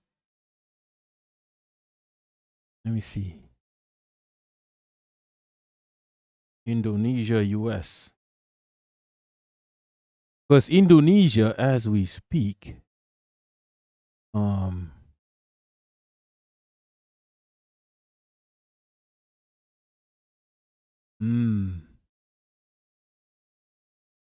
okay, let's start with Singapore, okay? Singapore is automatic, is a US military base, so supporting the empire is automatic to them. That's what you got to understand. Let me show you the Straits of Malacca first. me show you the Straits of Malacca.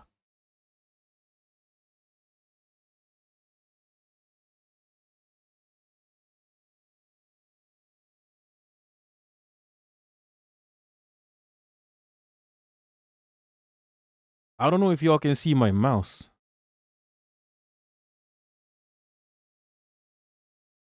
So, you can't see my mouse, innit? Okay, so if you see where Iran is and the Strait of Hormuz, right? The Strait of Malacca is right between Malaysia and Sumatra. Okay? And ships gotta go through the Straits of Malacca because it's a shortcut, right? And that's where you access the likes of Japan, South Korea, China, and Southeast Asian countries, right? So the Straits of Malacca is as vital as, probably even more vital than Straits of Hormuz, right? Probably even more because China is involved here, right? This is where Chinese ships go through. This is why China likes to exert control over the Straits of Malacca. This is why Singapore is a rich country because of the Straits of Malacca. This is why the empire seeks control of Singapore. They took Singapore from my country, right? That's how Singapore makes money. The empire funnels money through Singapore. So anytime there's a war in Southeast Asia, especially the US versus any country in Southeast Asia, whether it's Vietnam, Laos, Cambodia, or whatever, they funnel the money through Singapore, right? Even weapons, I've heard. I don't know about weapons, but they funnel the money through Singapore. I've heard commies say weapons too. Because and then that's where they refuel in Singapore. Because there's US military bases in Singapore. There's no US military base in Malaysia, but Malaysia is also a Barua country, right? So the Straits of Malacca, there's 3 countries involved: Malaysia, Singapore, and Indonesia, right? Singapore is on decky for the empire. Singapore is on decky. Singapore will always support the empire. It is what it is. That's just the way it is. That's just the way the world works. The Straits of Malacca, the Straits of Singapore, is in fact... Yeah, what do you mean the Strait of Singapore? Get the fuck out of here. That's not a real thing. Another critical choke point. You may be aware that, in fact, if you add up all the maritime oil, crude and refined, you might be surprised that actually more flows through the Straits of Malacca and Singapore than even the Straits of Hormuz. If you think about global trade, container trade, there's far more flowing through this place.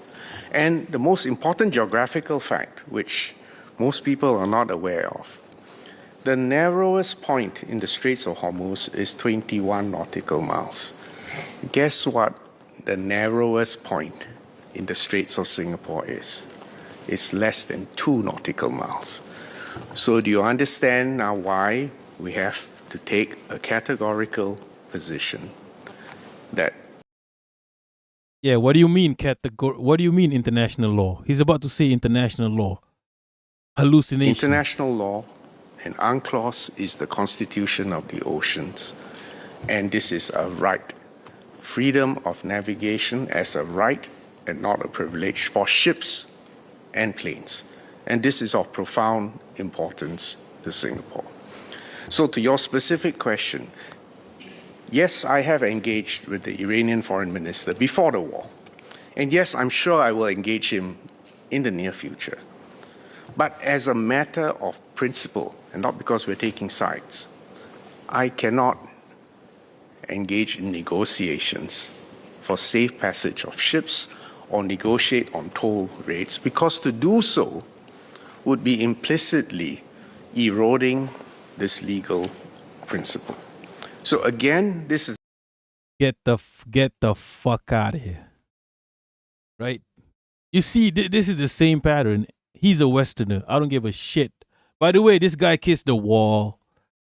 This guy kissed the wall in Israel. They calling him, what's his name again? Tel Aviv, some shit. Oh, his name is Vivian, right? Tel Avivian, that's what they're calling him. Suddenly, when it's Iran, international law, they suddenly remember international law exists. Meanwhile, the empire breaking all kinds of international law, they let the empire refuel their ships in Singapore. Make it make sense. They only suddenly remember the hallucinations known as international law when it's Iran. Or when it's any form of rebel alliances. Right? I'm telling you right now, it's crazy. Right? They don't give a shit about international law, people. They're bestie. They're buddy-waddies with Israel. This motherfucker kissed the wall. They're calling him Tel Avivian. Right? Vivian is his name. They're calling him Tel Avivian. He kissed the wall. They don't give a shit about international law. This is how they sell the fuckeries, people. This is how they sell it to their people. This is how they sell it to Singaporeans. Singaporeans are just as Yankee brain as Yankees. They believe in this shit. Okay? So yeah. This is where the U.S. Navy refuels. How many international law has the U.S. Navy broken just by virtue of being there? Right? You don't give a shit, people.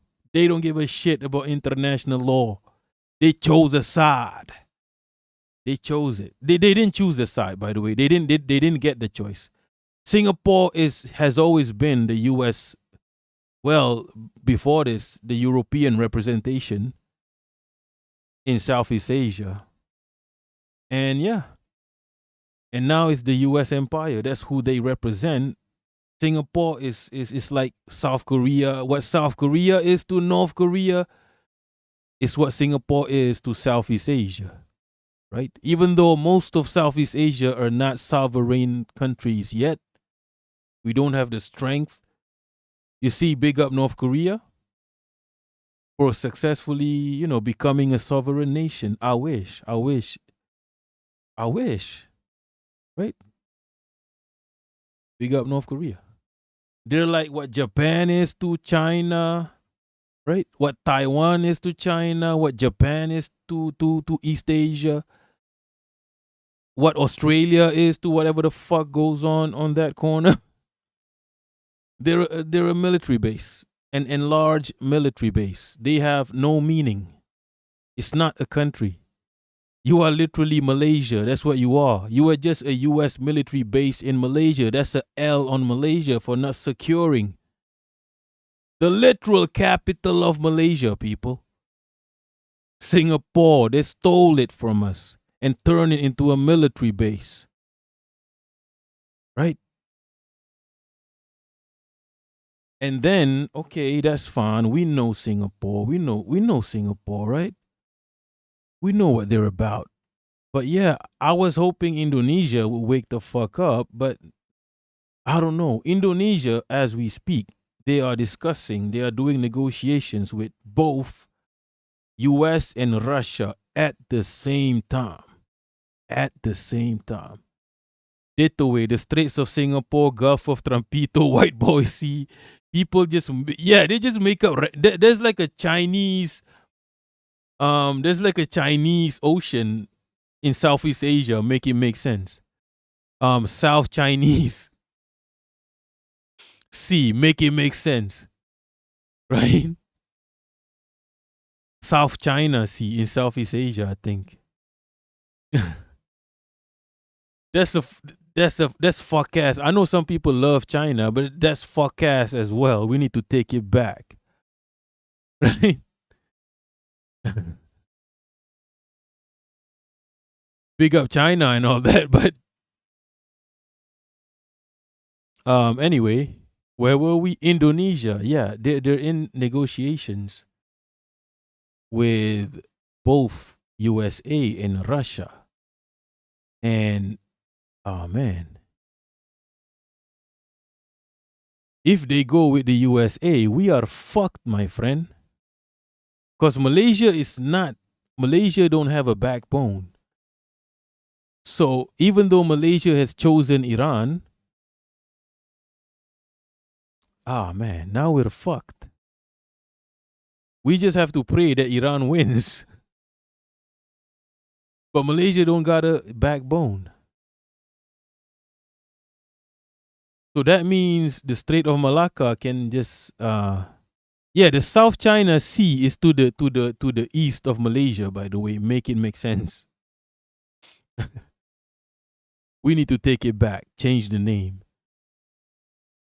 All I'm saying is if the US gets control of the Straits of Malacca, it could be a war zone because that's aggression against China. And even, you could say even Russia. I'm not sure about I think even Russia. That's aggression. That's US empire aggression. And the right-wingers such as Mario Naufal, right? He's a right-winger, right? Mario Naufal, even, what's his name? What was that dumb motherfucker's name? I forgot his name. Oh, Drew Pavlo. They are reporting Indonesia has chosen the US surveyor. Look at this fuck ass narrative. Indonesia is based because they are fiercely anti-communist. Oh yeah, they killed millions of commies and Chinese people. You think that's based? That they just did a whole ass genocide on the commies and the Chinese people? You think that's based? Really? But what do you expect? He is an empire NPC. I don't expect nothing else. So the right-wingers are reporting that, Indonesia might have a defense partnership with the US. That's a L. That's a big L. That's a major L. That's crazy. That means we are fucked, my friend. The war might come to us. This is aggression against China and Russia. Literal aggression, people.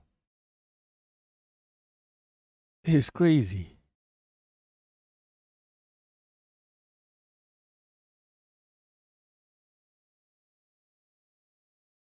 Yeah, so that's updates on the Southeast Asia front. I don't know if that's all I have for now for Southeast Asia.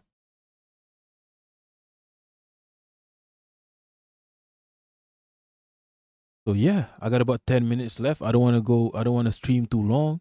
It's a working day. It's a Wednesday.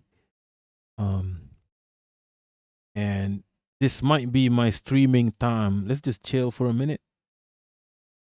Vincent, are you in Southeast Asia, Vincent?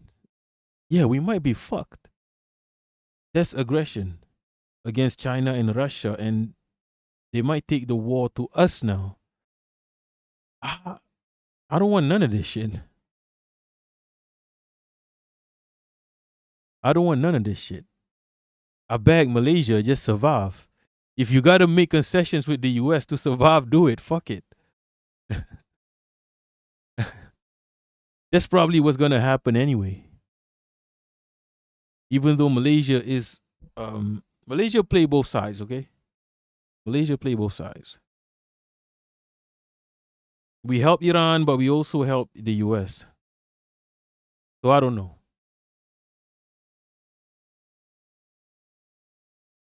Chopped and screwed, lagging games. 3L3. I think there's no benefit for being... Oh, you don't understand.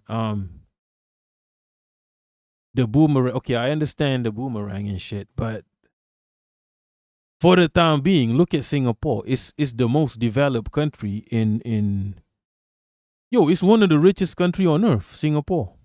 That's the benefit of being a US military base. Literally one of the richest countries on earth. You go Singapore, it doesn't really...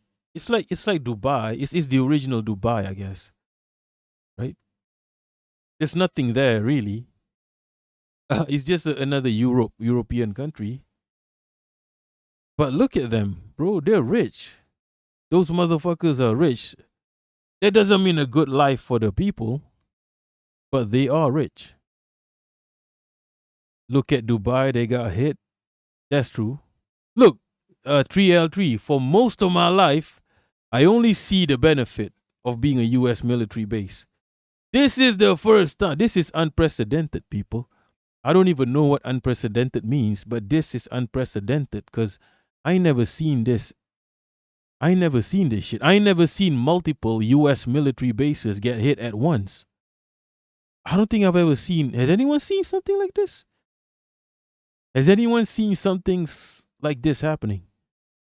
U.S. military bases getting hit multiple at once, especially those in the Gulf countries. Dubai getting hit. That's crazy. Dubai is new though. It's like 20 years old, so it is what it is. But yeah, I never seen shit like this happen to the empire in my life. So yeah. Hopefully, you know.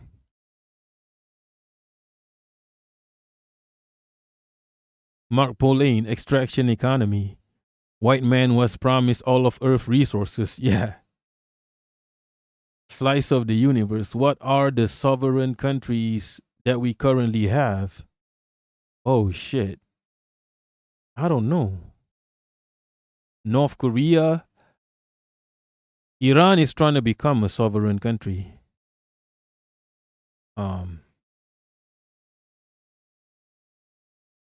Is China a sovereign country? I think it is.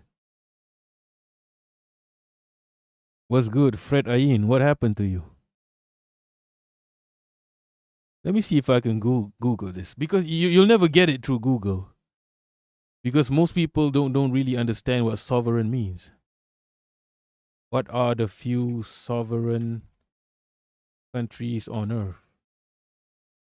Like completely independent. Yeah, you see, you won't get this from Google. They'll say Russia. They'll say Japan. Japan is not a sovereign country. India is not a sovereign country.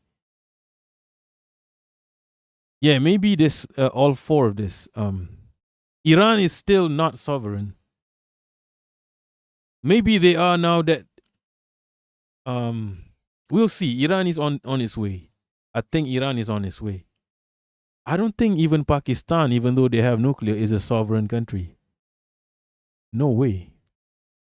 Because Pakistan got regime changed. And now they're pro-West. Most countries are not sovereign. Most countries are influenced by the empire. I would say China and Russia are sovereign. Because they do have military power. I mean, even though Russia is fucked, they've been fucked by the empire, but they are trying to rebuild. The same with China. China is a developing country. China is a developing country. Imagine that. The country that makes everything you own is a developing country. There's still poor Chinese people. They're just probably not in China. They probably just there's poor Chinese mainlanders in my country. There's bare poor mainlanders in my country. They escape poverty by coming to my country, by becoming labor in my country. Pakistan is not sovereign despite having nuclear. They are controlled. Pakistan is not that much different from, say, Malaysia. You see, China is still a developing country. There's like construction workers in my country who are mainland Chinese. There's a lot of poor Chinese people still. They're just not in China. They had to run off from China. Because China is still a developing country. They just develop so rapidly that people think they are developed, but they are developing still. That's how fucked up the world is. The people that make everything, that produce, right? This is why you need socialism. This is the country that produce, that manufactures, and they are developing. Make it make sense. How are they still developing when they produce? This is why the world needs socialism.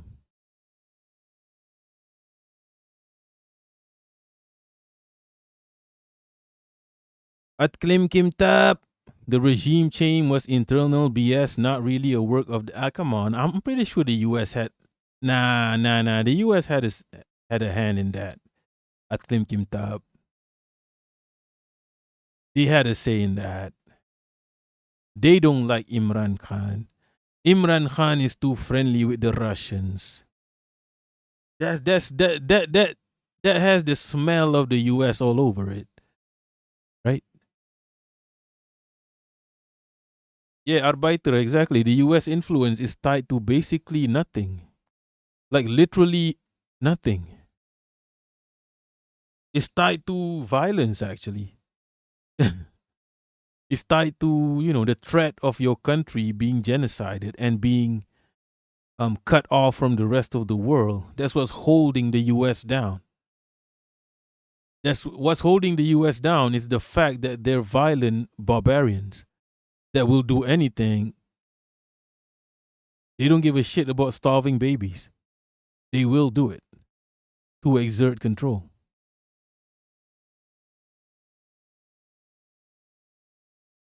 Fred Ayi, Norwegian press is euphoric that Orban lost in Hungary because he was a puppet of Putin.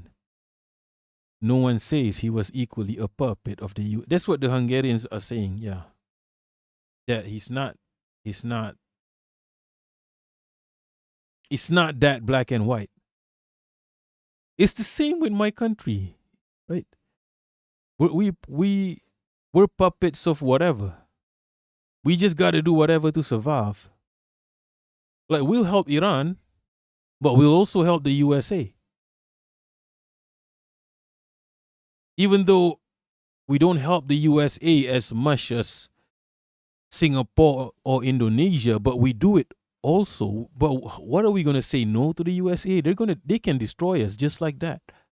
We don't have nuclear. Malaysia don't have nuclear. What are we going to do? Say no to the USA? But the difference is we want to help the Iranians. We go out of our way to help the Iranians. The USA, they come to us for help. That's the difference. We actually want to help Iranians. There's no advantage for us back in the 80s to help Iranians other than we're both Asians, we're friends, Iranians are cool, let's help them. That's all. We actually want to help them. Right? We don't want to help the US. The people don't like the US. But they come to us. Right? They come to us for help. We're not going to go out of our way to help the US. We don't want to do that. The US is crazy. But we can't say no. Right? That's what's happening.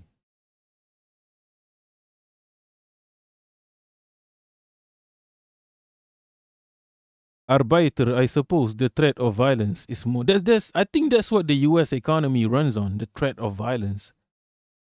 The threat of your country being cut off from the rest of the world. They can do this to the biggest countries. They did it to Russia.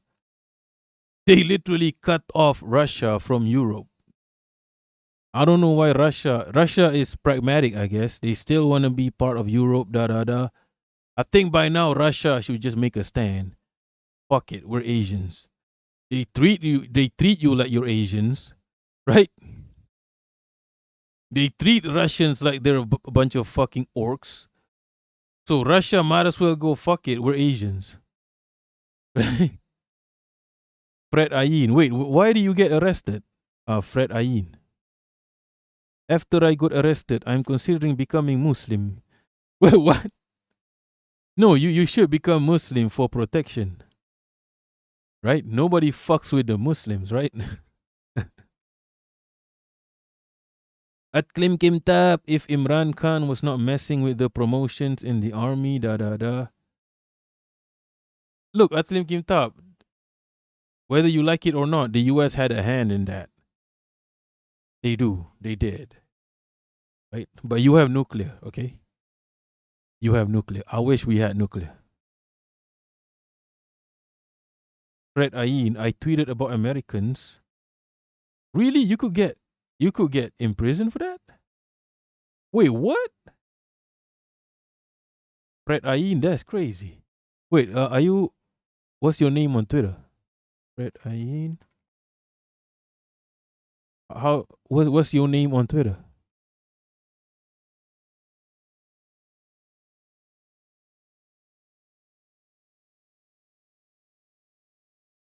I'm trying to do the FBI shit. What's your name on Twitter? He's in Yankee Land, obviously.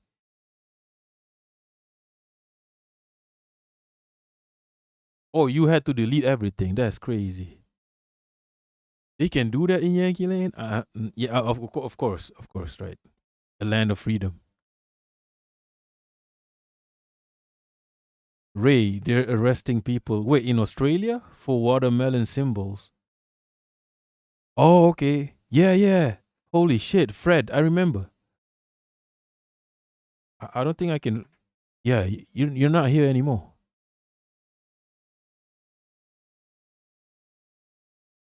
Wait, they're doing this in Australia? That's crazy. Watermelon.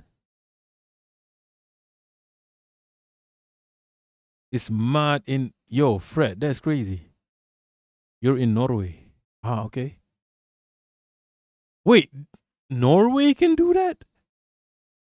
Holy. People think Norway is the happiest nation on earth. Really? Norway and Finland, get the fuck out of here. The fuck out of here. Holy shit. Oh, you see this? 80% of China's, I told you, oil imports pass through the Strait of Malacca, controlled by Indonesia. I mean, not just Indonesia, okay? Singapore and Malaysia. You know what? Malaysia should have invaded Singapore and Thailand and South Thailand and Sumatra. Okay?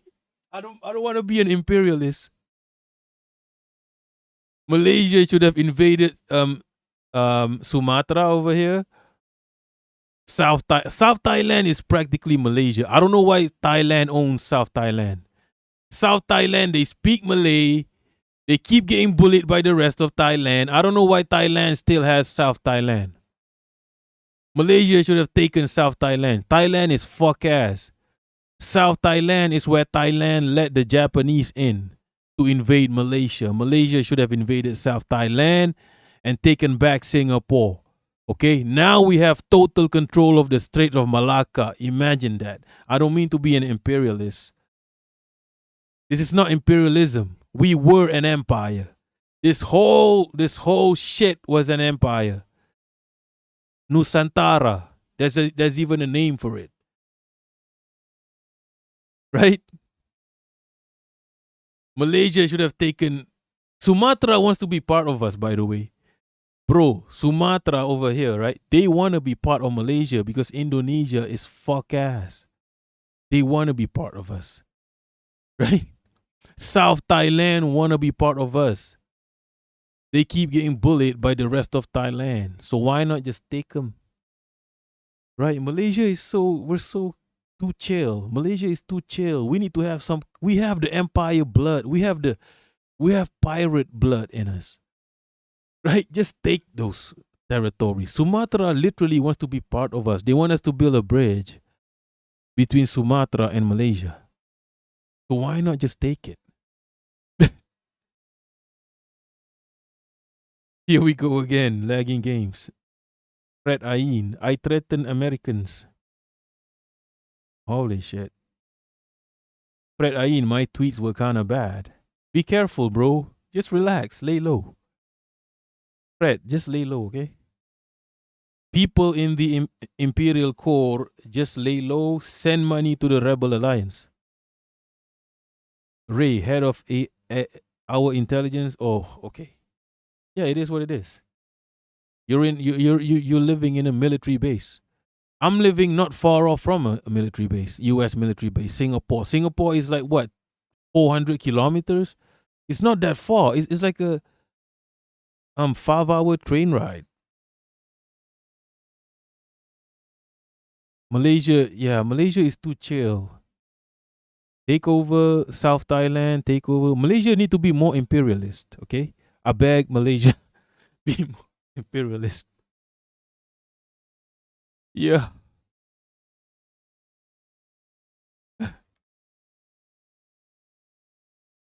Now what? Now the Indonesians can just make deals with the US, right? Even though Sumatra wants to be part of us, right? Now Thailand can build like a canal. South Thailand can build a canal. We should take over South Thailand and build that canal.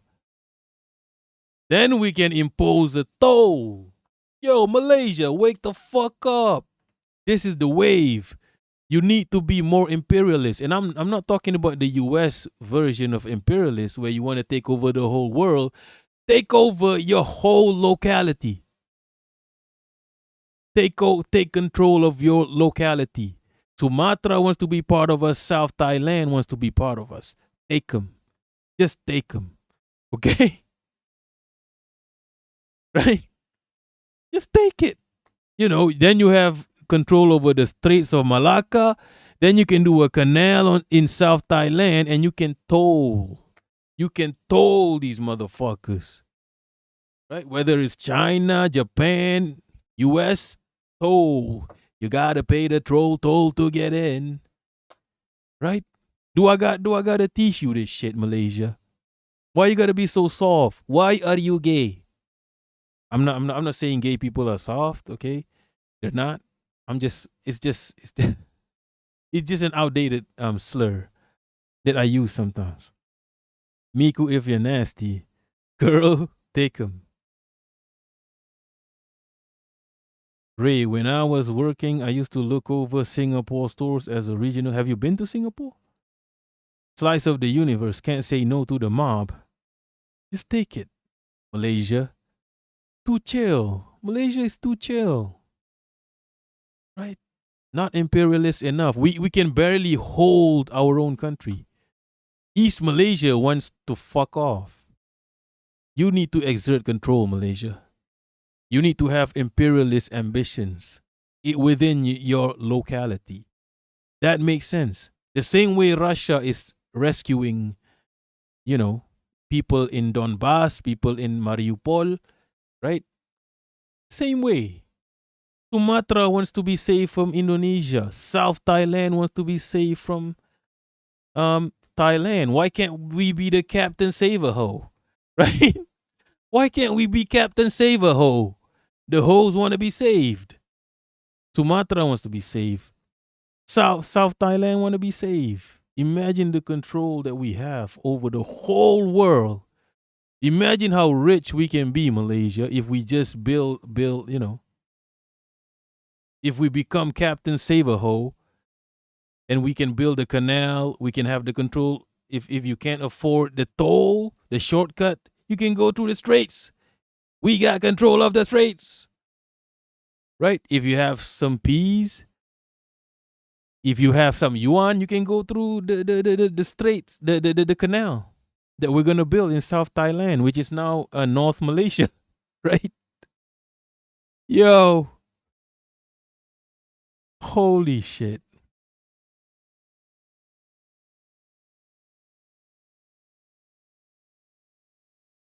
Oh, you never been out the country. Right. Right, people. Anybody got beef with me? Now's the time.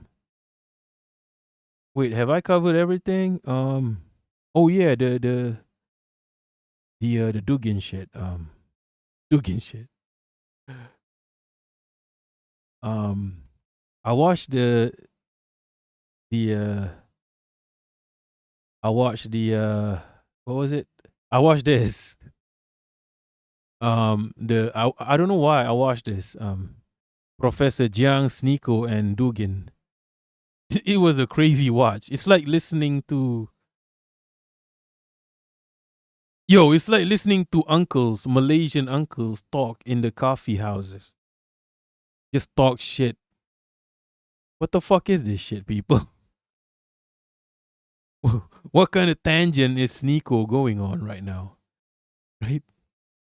He's trying to escape the manosphere, and he just circled back into the manosphere. Yeah. Man thinks he escaped the right wing. He circled back into the far right wing. It's crazy. Because these people, these Yankees, right? They don't know this shit. They don't know we're used to this shit. They don't know we're used to this shit. All this, you know, this talk about the end times, the Ya'juj and Ma'juj, the Gog and Magog. Gog and you can Gog and Magog. You can Gog on Magog, okay? He thinks Prof Jiang is saying some outlandish shit. I've heard this shit since I was a baby, people. I've heard motherfuckers talk about this, uncles in coffee houses talk about this shit since I was a baby. It's not that deep. These are fucking imams. Prof Jiang and Dugin are imams. That's what they are. They're outdated imams, by the way, because they're based mostly on Christianity, which is outdated. I mean, come on, get the firmware update.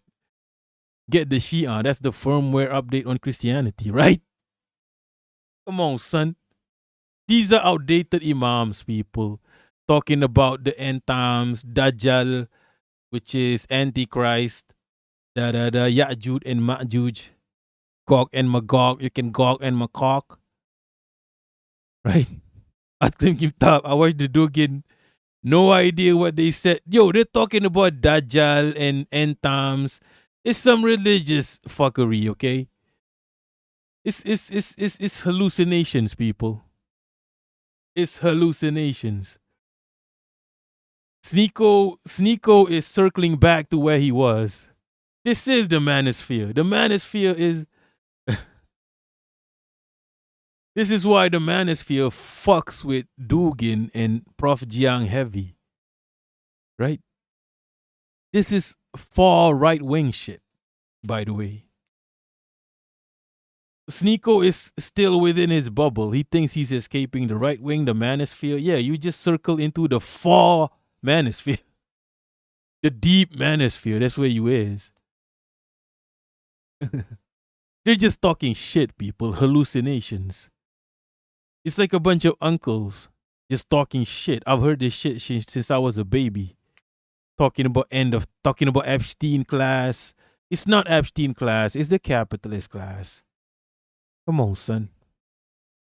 But this shit is popping, people. This shit is popping. Right? Ketchup manosphere. That's crazy. Vincent, a circle jerk for psychos LARPing as intellectuals. Yeah, it's a mass psychosis. Arbeiter gogging on some Magog.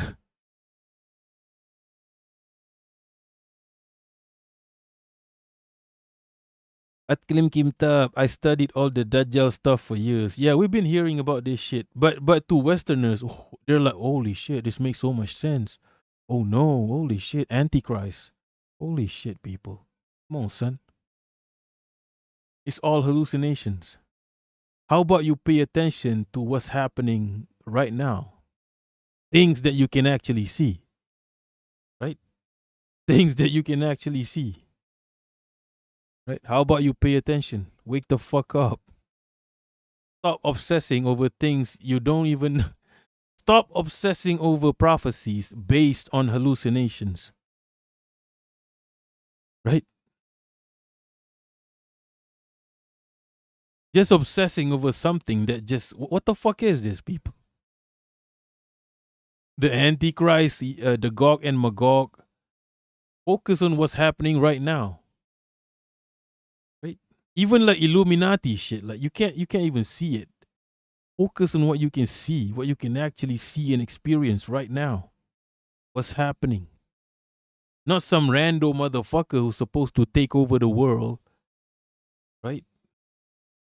Fucking fortune tellers, people. Holy shit. It's crazy. But to Westerners, it's their first time hearing this shit, right? Especially to liberal Westerners. Let's be for real. Sneako was a liberal.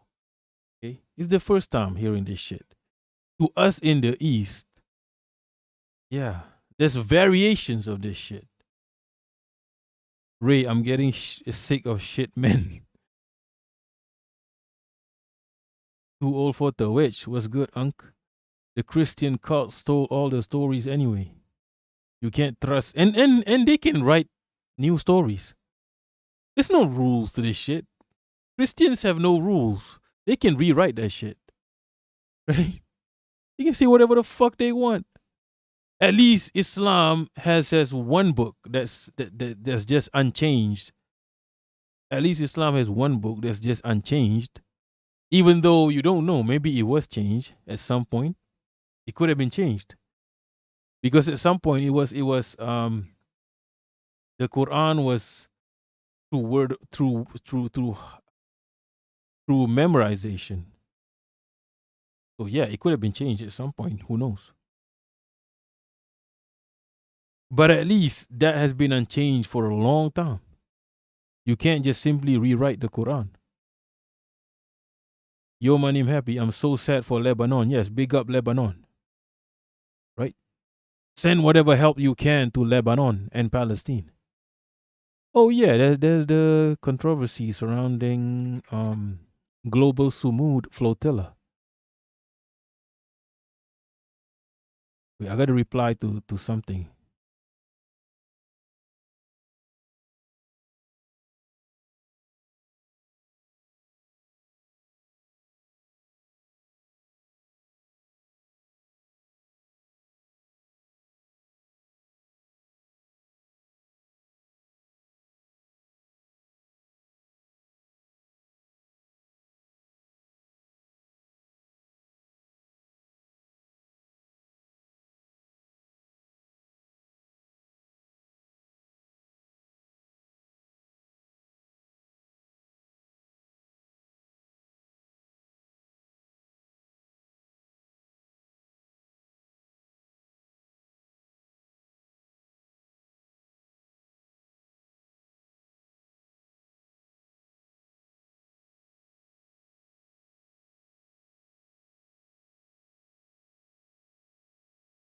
My bad. I'm replying to Discord. Too old for the witch. Yo, your mom's was Lebanese. She had a girlfriend most of her life. Yeah, based. Wait, really? Inshallah, you have to keep in mind how it's yeah, that's how it can change through interpretations. Yeah. Because the Quran is poetry. It's not direct. The Quran is like reading Marx. Marx is more direct than the Quran. It's not direct. It's poetry. So you have to interpret. And that's where the fuckeries come in. Anybody can interpret that shit in any kind of way. Anybody can do the mental gymnastics.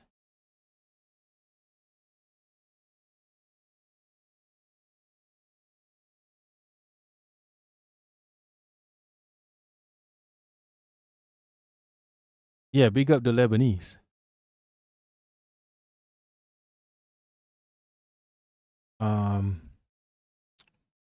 Yo, people, join the Discord, people. Are you guys in Discord? Join fucking Discord.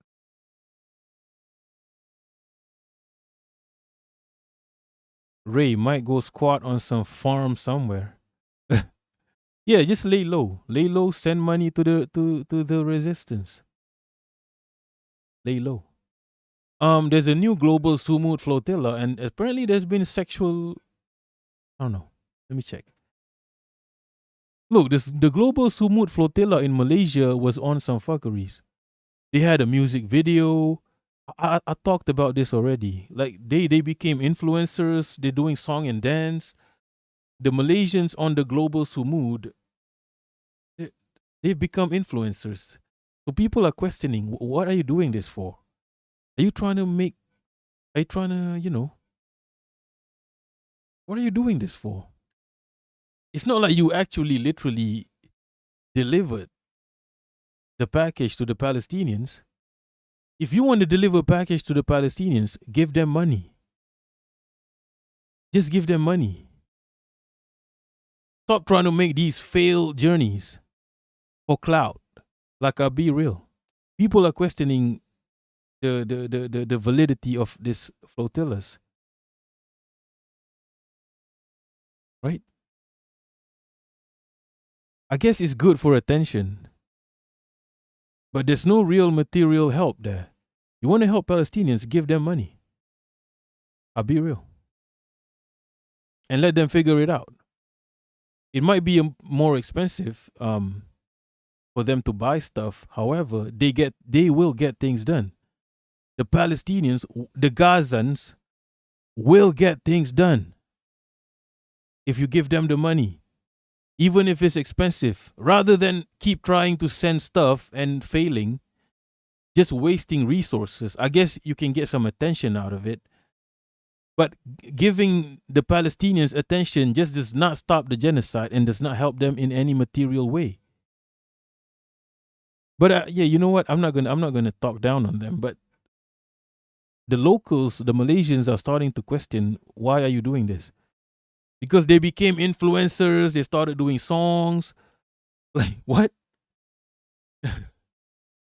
they became famous in my country.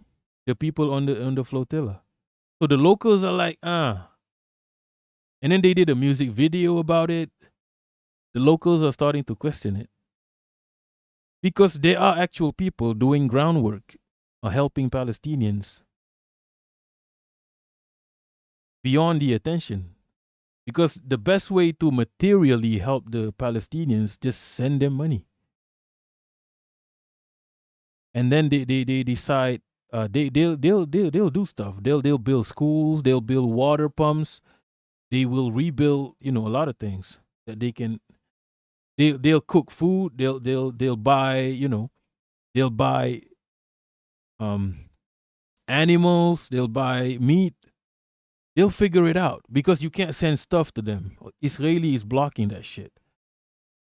However, we'll see. Maybe this next flotilla can come through, can go through. All I'm saying is the locals in Malaysia are questioning this shit. Because we've been fucked before by a charity. There was a charity that of a really famous charity in Malaysia. It's called Aman Palestine. They have billboards and shit. They have billboards. And you know what they do with the money? They buy gold. What? The money that people give to them for charity, to the Palestinians, they buy gold with it. Hello? And yeah, they're under investigation. I think they're still under investigation. I have a video on my channel about it. An old video about it. They're under investigation. Because they have billboards and shit. Like it's like a whole ass business.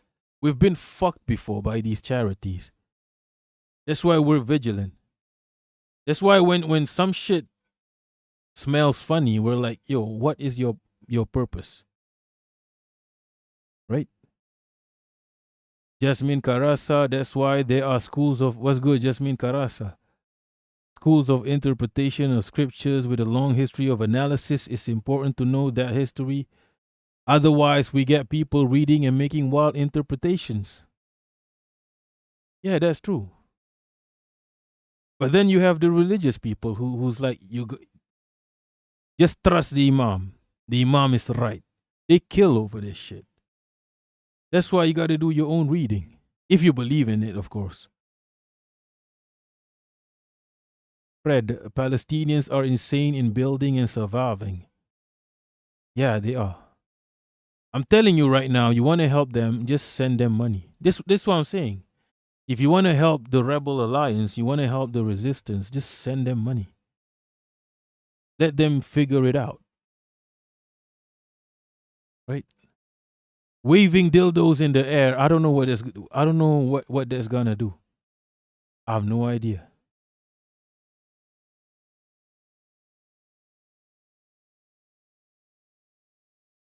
Wait, who's BL, people? People, who's BL? Soul Life, can I be a managing mode in case... Are you talking about Discord? You're not even active, Soul Life. Wait, are you saying on YouTube? I don't know what a managing mod is. I'm too scared to. Are you talking about YouTube or Discord?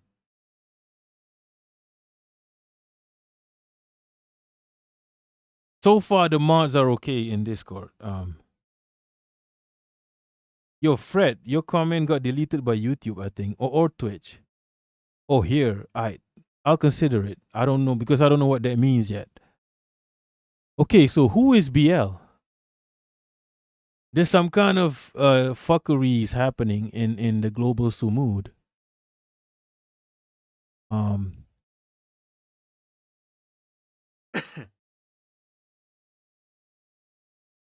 Oh, Fred. Yeah, I am Sunni. I support the Shia. I think Shia is more real Islam than Sunni. But, I don't want to be Shia. If I'm Shia and I start talking shit, people just won't listen to me.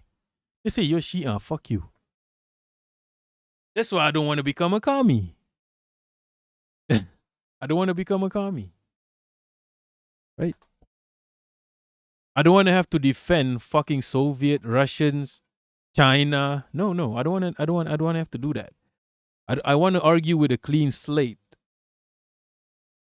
Explain what? What is the main difference? The main difference is in ibadah. I'm not Marxist, okay? Don't accuse me of shit. The main difference is ibadah. The main it's a long story. I can't talk about it now. It's going to take hours. So basically, the main difference is Sunni is the capitalist socialist divide, okay? That's what it is, okay? Back in the day, the Prophet said Ali is my right? Ali is my successor. But then the other side of that equation, Umar, I don't like Umar, by the way. I just hate him. Umar and Abu Bakr did not agree with that. So yeah. So that's where the divide started. A lot of differences is in ibadah. Ibadah is like how you do salah, how you do fasting. You know what? These differences even exist within Sunni. So what the fuck does it matter? Mary Jane, why do you not like this discussion, Mary Jane? Shia Sunni discussion. I just want to know. Why do you not like it? Ibadah is how you do the prayers, how you do, and also there's a difference in philosophy. There's a big difference in philosophy. You can see it in the world right now. All the Sunni countries are capitalist.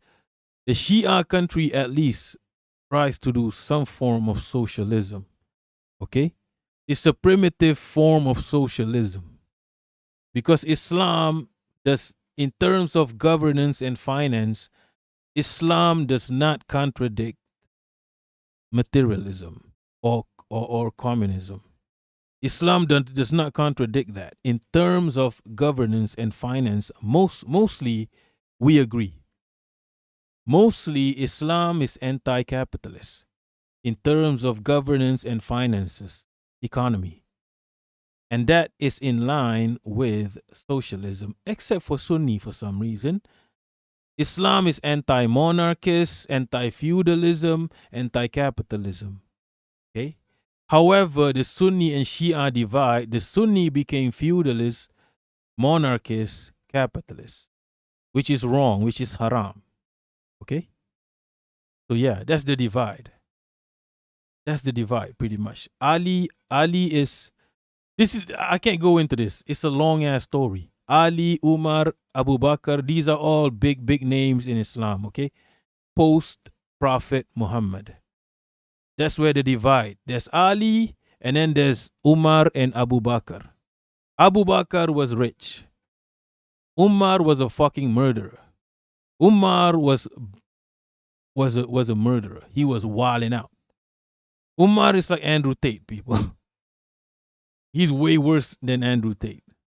We failed the poor. Where can I read about this? Holy shit. I've left this world so much that there's a TikTok account that you can peruse maybe. I'll put it. You know what? Just go on Discord. Just join the Discord, okay? Just shut the fuck up and join the Discord, okay? I'm sure that there's we have re-education camp. You can peruse the re-ed. You know what? Just don't even learn about all this shit. Just go straight to socialism. Yeah, I know I know you're in Discord. We feel the poor. We don't have this. I guess we don't have documentations about this in Discord because there's not a lot of Muslims in the Discord, so nobody gives a shit.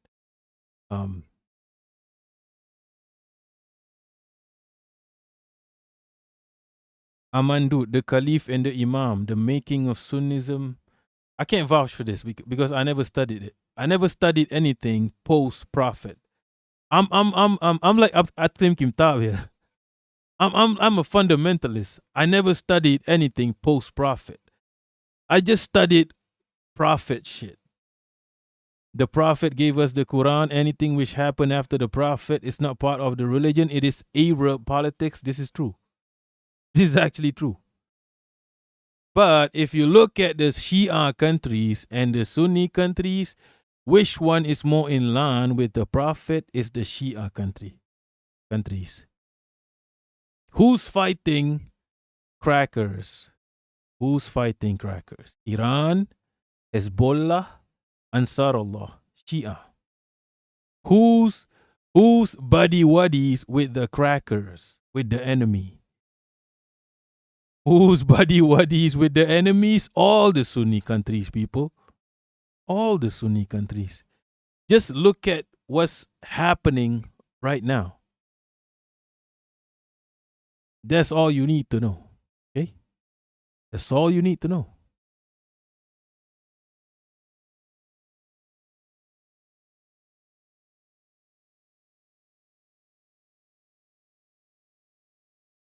Dynamic theology. Look, dynamic theology is a contradiction. Just be dynamic. Just remove yourself from theology if you want to be dynamic. Theology is not meant to be dynamic. Islam is about submission. You have to submit to the word of God. It's not about being dynamic. It's about being rigid. It's literally about being rigid. Like literally. You can't be dynamic theology is a contradiction, in my opinion. Right? Just be a materialist. If you don't believe in this shit, just be a materialist. Okay, just believe in what you can prove. Just believe in what you can scientifically deduce. Right? I'm going to be a Sunni. You know why? Because I want to whisper. I want to whisper. Okay? I can't whisper if I'm a commie.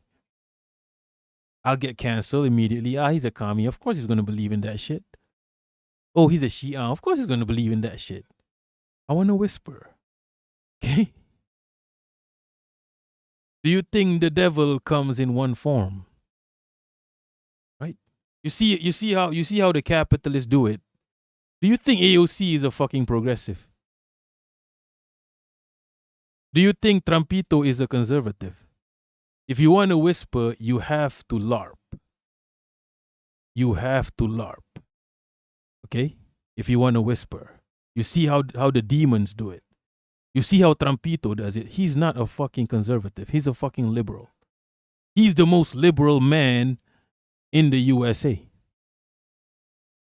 I'll be real. What's more liberal than a PDF file? That's the most liberal form of liberalism. A fucking PDF file. That's what liberalism is about. That's what liberalism boils down to. PDF philia. Right? So he's LARPing as a conservative. Do you think that motherfucker knows Catholic prayers? Evangelical prayers? Do you think that guy prays? Do you think AOC is a progressive? Mamdani is a progressive? Nah. That's how you whisper. That's why they have successfully whispered into all of Yankee land. Right? These people have no basis. Right? They're not religious, they're not. That's what they are. Do you think Trumpito is religious? No, he's not. That's how he's managed. That's how he whispers. He pretends. Right? That's how you whisper. This is why Yankees are so under their control.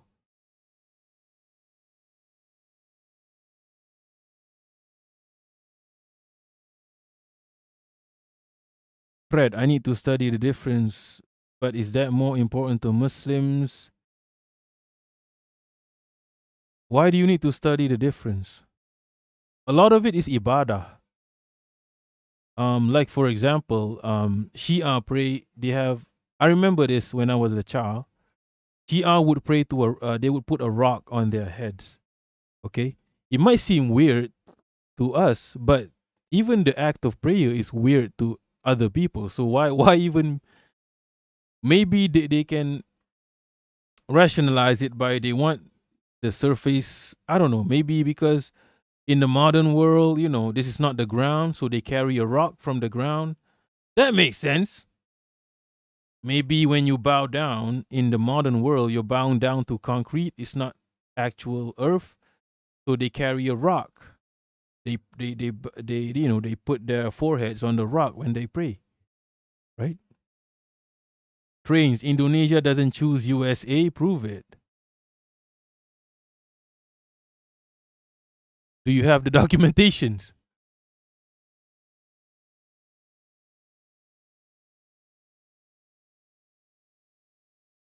What's your proof? Because right now, this is what the right-wingers have. This is what the right-wingers have documentation. Where's your documentation, Trains? Also, I don't doubt Indonesia will cooperate with USA. I don't doubt it. What are you going to do? Ever since Suharto, you've been under the control of the USA. Ever since Suharto.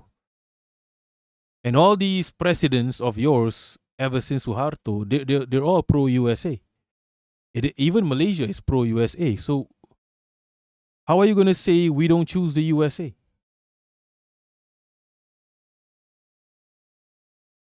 However, if Indonesia chooses Iran, that's good news. Now that's good news. That's music to my ears. But I don't see it happening.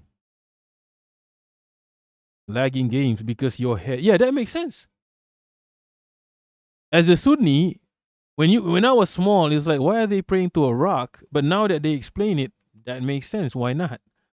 What's wrong with carrying a rock around to pray to put your forehead on? Kind of makes sense to me.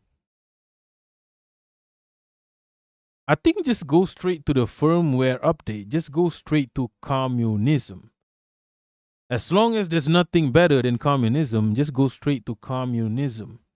Communism makes sense fundamentally. Just the meaning of the word itself. Let me just definition. Because Islam itself is communism. Right? Let's go by definition. Just go by definition. A classless society. Fucking shit, man. That is Islam. The people owning. Right? Come on. Communism, by definition, fundamentally, is just correct. It's just the way I was brought up. I lived in a commune, in a collectivist commune. I lived in a house. Let's just talk about personal shit. I lived in a house. When I was young, I lived in a house where everybody lived in that house.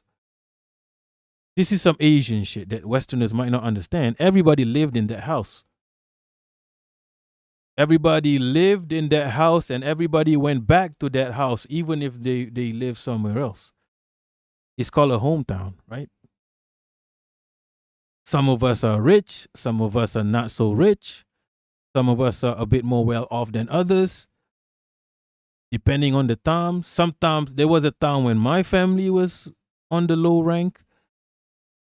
And then there's a time my family rose up. There was a time when literally my family was, even my aunties talked about this. There's like, yo, remember back then you weren't that well off, right? You used to go to my house to go to the swimming pool. My auntie told me this. Remember when you were a child, you weren't that well off. You used to go to my place. You wanted to use the swimming pool in my place. You did not know what a swimming pool was. Right? Yeah, remember. Don't forget. Never forget. Right? But that's the thing. The fact that my auntie would let me use the swimming pool. That's communism, right? The fact that if you were a bit more well off, you will contribute to the community. And then whoever's part of the commune takes what you need from the commune, right? It's a simple concept, right? Maybe some of y'all need more food. You take more food. You don't need that much food. You don't take that much food. If you can give more to the community, give more. Give whatever you can give to the community. If it's not money, it's knowledge. If you can help in other ways, help. That's what it is. It's not a crazy concept. It's not a crazy concept. Okay? Now, capitalism, we had to learn it. Now, capitalism is a foreign concept. I had to learn it. I'm not good at capitalism, people. If I was good at capitalism, I'd be a fucking billionaire by now. You don't understand. I'm the majority race in my country. I have all the benefits. If I was good at capitalism, I would be raking it right now. I'm the majority race. I know a lot of people, in high places. But I'm just shit at capitalism because I'm not used to it, right? I'm used to being part of a commune. You help each other. I can only help you with to the best of my ability, to be honest. I cannot go beyond that. I cannot become a capitalism. It's just not possible for me, right? Capitalism is something you need to learn.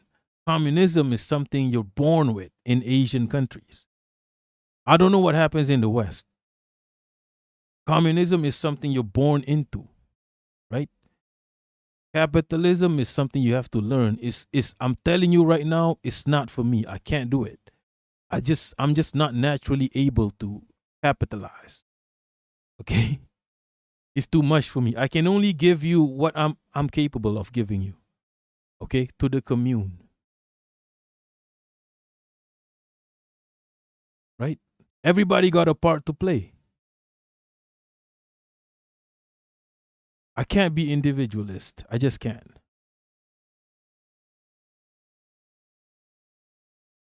If I'm in the Western world, I'm fucked, people.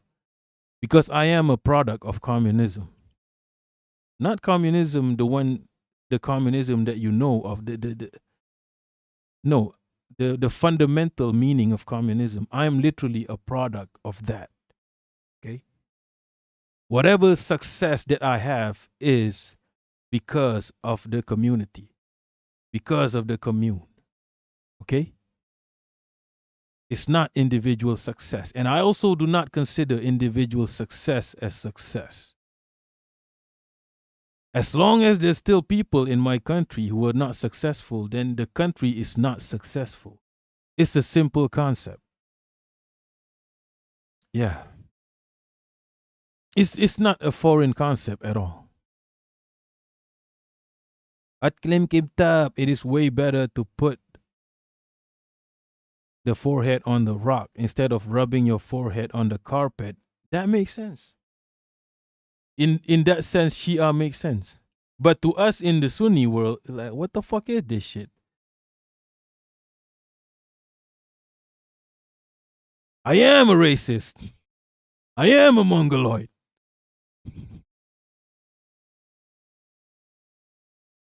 Yeah, you know what? Individualism versus collectivism. Yo, what's good, Heidi? Holy shit. You're alive. You're fucking alive. I thought you were dead. What's good, Heidi the sausage? Somebody screenshot this. Yo, Soul Life, you're on point here. Individualism versus collectivism. Okay? Yeah, I don't want to use communism anymore because people just, yeah, people, white people, they spoil the words. They spoil the fucking words. They fuck up terms and meanings. Jasmine Carasa, Europeans also had to learn capitalism. Are you sure? What about the Swedish? People used to live in community as well, but they started with capitalism centuries. I guess they had a head start. Right? Yeah. Yeah, don't forget to join Discord, people, by the way. Heidi, are you aware we have a Discord? Don't forget to join the Discord, by the way. Oh, really, Jasmine? I don't know much about Europeans, and I don't want to study. I don't want to study. It's too much for me. I have too much on my plate. But yeah, I had to learn capitalism. I really had to learn. I'm not used to it. I need all the support I can get from the commune. And I lived in a commune, literally, not just the house, the whole neighborhood was a commune. Unofficially, a commune where people help each other. I had neighbors that I consider family. We help each other in whatever way we can. If one of us needs help, everybody turns up. Right? That's why I think individualism, how we define this is easy. Anti-capitalism, capitalism. Individualism, collectivism. Imperialism, anti-imperialism. Well, except for the imperialism that allows Malaysia to take over Sumatra and South Thailand. That's okay. That imperialism is okay. It's local imperialism. Local imperialism is fine, Sumatra wants to be part of us anyway. I mean, South Thailand wants to be part of Malaysia anyway. Why not join us, right? And then we can control the Straits of Malacca. Heidi, that's correct. Yeah, community. It's not a weird shit. Lagging games. I don't have Discord on my phone. Ah, man.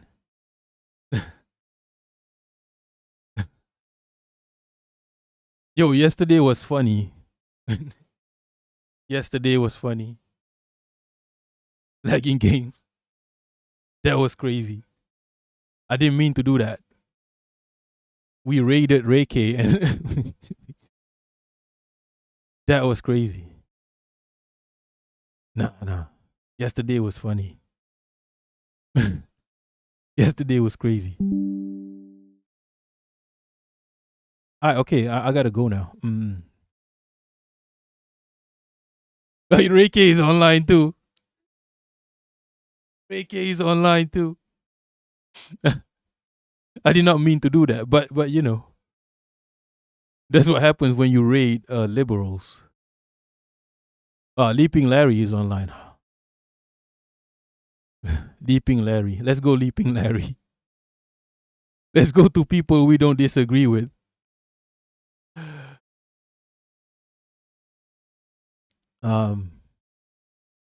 Yeah, no negativity tonight. No negativity tonight. Who's online on YouTube? Let's check who's online on YouTube. Let me just check who's online on YouTube. Ludwig is online on YouTube. Caleb Maupin, I think he's ACP, right? Caleb Maupin is ACP, right? Soul Life, I just got here. Look, I'm sorry, okay? Look, I gotta explain something about myself. I'm like, I don't know what it is. I'm tired all the time. Maybe it's the heat. There's a heat wave going on. I'm tired all the time. I don't know what time is best for me to stream. I gotta work during the day. So I thought 5 a.m. was okay, but then now 5 a.m. doesn't work anymore. Jasmine Karasa, what happened yesterday? Oh, Bet Hasbara is live in 10 minutes. Caleb is not ACP, he's worse. What happened yesterday? We raided Ray K and started talking shit about Asanabi. And he did not like that, okay? I didn't know he was a suck dem, okay? I didn't know he was a suck dem. I did not know that, okay? But yeah. And he was trying to justify voting for Plataner. Yeah. There's no way to argue with suck dem, but you have to present the information. You don't need to argue, just present the information and they decide. Okay? Yankees are Yankee brain. Okay? So yeah. Mary Jane made me feel like shit. It is what it is. Some Yankees are extremely Yankee brain. You can't do anything about it. Okay? You can't change people. People got to change themselves. But your responsibility is to present the information. Okay? That's your responsibility. You got to present the truth. Well, even if it is outlandish to a whole ass continent, you got to present the truth. Even it's negative. Oh, why are you always so negative? You got to present the truth, like it or not. Come on, man. Back in the day, liberals were pro-Israel. Liberals were pro-Israel. Sunnis were pro-Saudi. Do you know how crazy it made me look? Do you know how crazy I was to people back in the day for being pro-Palestine, living among liberals? I moved to the city in my 20s, and I was living among liberals. They thought I was some religious nut because I supported Palestine. And then the Sunnis thought I was crazy because I was talking shit about Saudi. Now what? That's why you got to keep presenting the truth, presenting the information, let people decide. Okay?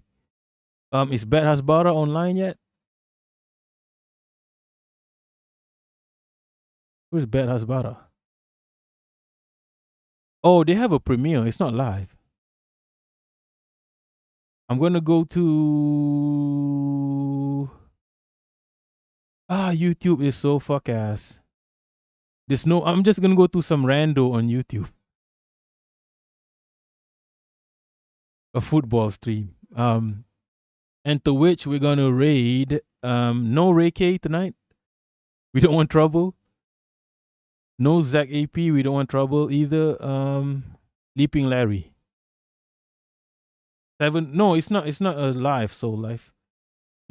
Soul Life. You're just trying to make me stream longer. Right? You're just trying to make me stream longer. It's not even a live. All right, people, join Discord. Especially Heidi, by the way. Join Discord. What's good, Miss Maserati? Holy shit. Maserati? Miss Maserati. That's crazy. You have a Maserati?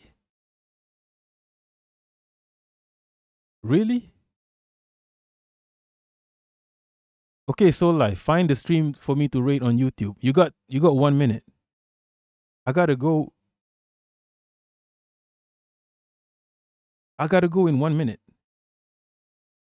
Cosmic Cat, come on, Bet Hasbara? Really? No, that's crazy.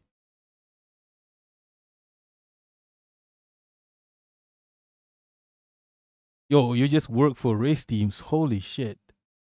That's amazing. We got Maserati over here. Yo, Soul Life, where you at? Kevin Logan? Who's Kevin Logan? Who the fuck is Kevin Logan? Let me follow Kevin Logan. Oh, I am subscribed to Kevin Logan. Let me check. Kevin, yeah, do join Discord. We have a room for cars. We discuss Supras and shit. I don't even know shit about cars, but I like looking at cars, to be honest. Kevin Logan, is he live? No, he doesn't allow. Yo, look, Kevin Logan does not allow raids. That's the problem here. That's the problem we have over here on YouTube. He does not allow raids.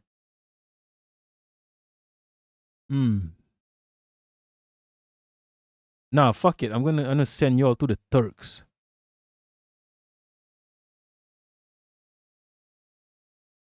Yeah, please, people, check out Discord. We got all kinds of shit on Discord. Okay, I'm gonna go Leaping Larry. I don't want to fight tonight, okay? No fighting. No fighting.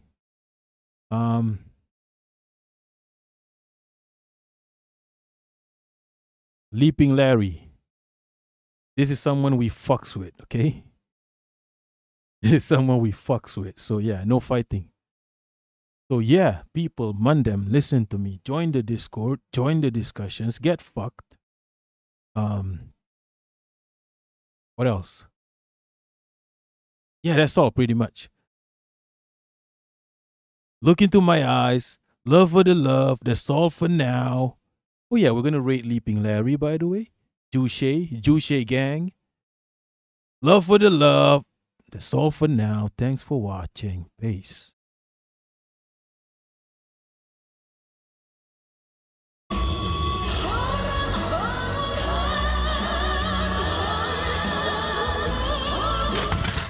Liberal. Happy fun, la la la.